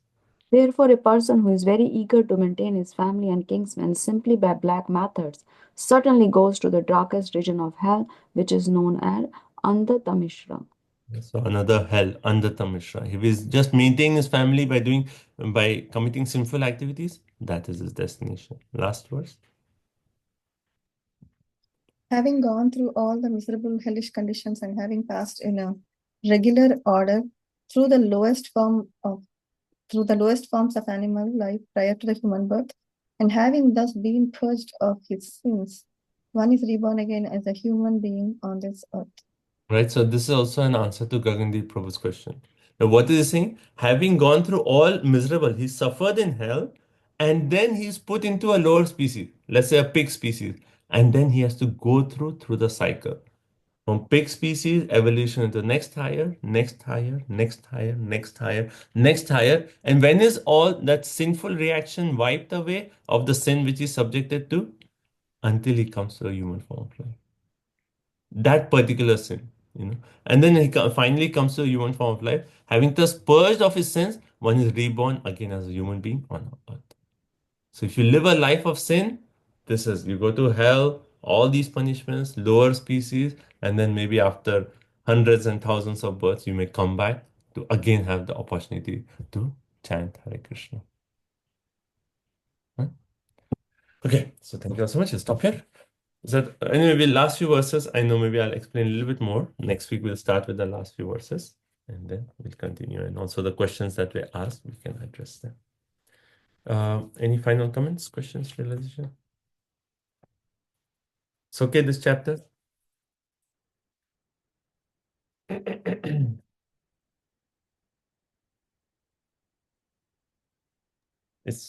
Everyone is awake now after reading this chapter of what is our, and we are saved by Prabhupada, really. Otherwise, this is our life.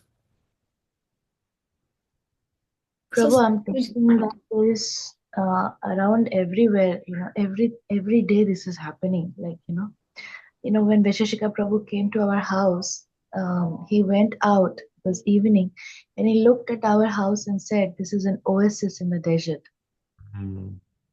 That's so true. Such a nice point. That's why. Yeah. So it was like every day this is happening, bro. I mean, when seeing Mother Krishna Priya, we went to see like 13 floors hospital. How many Yamadutas are there, bro? Not true. Oof, so much punishment. It's really like, the thing which maybe 50 years back people would not even consider doing it. Now it's becoming normal. It's just becoming normal. Like everyone does it, so I'll do it. Even what to talk of 50, even like 10 years back, 20 years back, things that were considered like sinful. Now it's just. Arundhati Mati, yeah, point. No, Prabhuji, I'm just thinking after going through the hellish planets, like again, you have to go back to the lower species and go through the 8.4 million births. Can't even imagine. Can't even imagine. It may not be all the 8.4 million. You may actually, like, after punishment, get into a pig or a dog body. And then from that, you will continue up. Right? So you may not go through all the 8.4 million, but wherever you are from that point upwards. But still, Prabhu. Yeah, but still, yeah, exactly. I'm not denying your point, but still, we have to go through all that. Yeah. Yeah. Maybe there is some discount, but what's the point, my Krishna? No discount, Mataji. Unless you come to Krishna. On the same Adha Prabhuji, I was thinking that practical point is you earn money with pious means and then use that money in Krishna's service. Otherwise, the money which is acquired by envying others is a passage money that will take to hellish planets. So basically, when we're earning money by sinful means, we are actually purchasing our ticket to hell. That's what we are doing. That's fine. Okay. But Prabhu, there's no escape from this symbol. Like if the car which we drive on the road, okay, that government we're paying the tax, and on the road we hit the animals. Aren't we? We're bound by karmic, like sinful activities everywhere, Prabhu. That's But unintentional, right? Yeah, but still, even though At the sin, yeah, like fire, touching fire. I mean, if you're intentionally killing, it is worse. But unintentional also, that is there something, I mean, like it's not compared to like shooting animals and shooting deer. People take fun in shooting deer. It's not like that. Unintentional, that is something. But, Krishna will save us. We don't have to worry. Sarvadharma Parityajya Mam Ekam Sharanam Aham Tvam. Krishna will say, Aham, I'll take. Don't worry. You continue your bhakti. We cannot avoid sin. You walk on the road, how many animals are living entities are we killing? We cannot escape all that, but we take shelter of Krishna. And that's why I always keep chanting the holy name. Wherever anyone who come in contact, they'll hear the holy name, they'll get benefit. Right? So even if the living entities on the street, you're killing them, but before the killing, they hear Hare Krishna and then they die. How much benefit they are getting? So that way, always chant the holy name. Okay, so I think it's all. Yeah. The whole problem started like we wanted to be separate from Krishna, Prabhu. Yes. Yeah, that's how everything started. It's so foolish to turn away from Krishna. It's like, Krishna, why you? I want to enjoy. How everything started. Okay. So thank you all so much. So we'll stop here. Srimad Bhagavatam ki jai, Srila Prabhupada ki jai, Vanchakalpatarubhyasya kripa sindhubhyo patinam pavanebhyo vaishnavebhyo namo namo. So this chapter was life, death. Next chapter is birth. And the whole 3 chapters are to understand how birth, death, disease, old age, that is our real problem. Develop detachment from this, go back home, back to God. Thank you so much. Hare Krishna. Hare Krishna. Thank you so much, Prabhuji. Hare Krishna. Thank you, Prabhuji. Thank you. Hare Krishna. Hare Krishna, Prabhuji. Dandavat Pranam. Thank you. Thank you. Hare Krishna. Thank you, Prabhu. Thank you. Hare Krishna. Thank you, Prabhuji.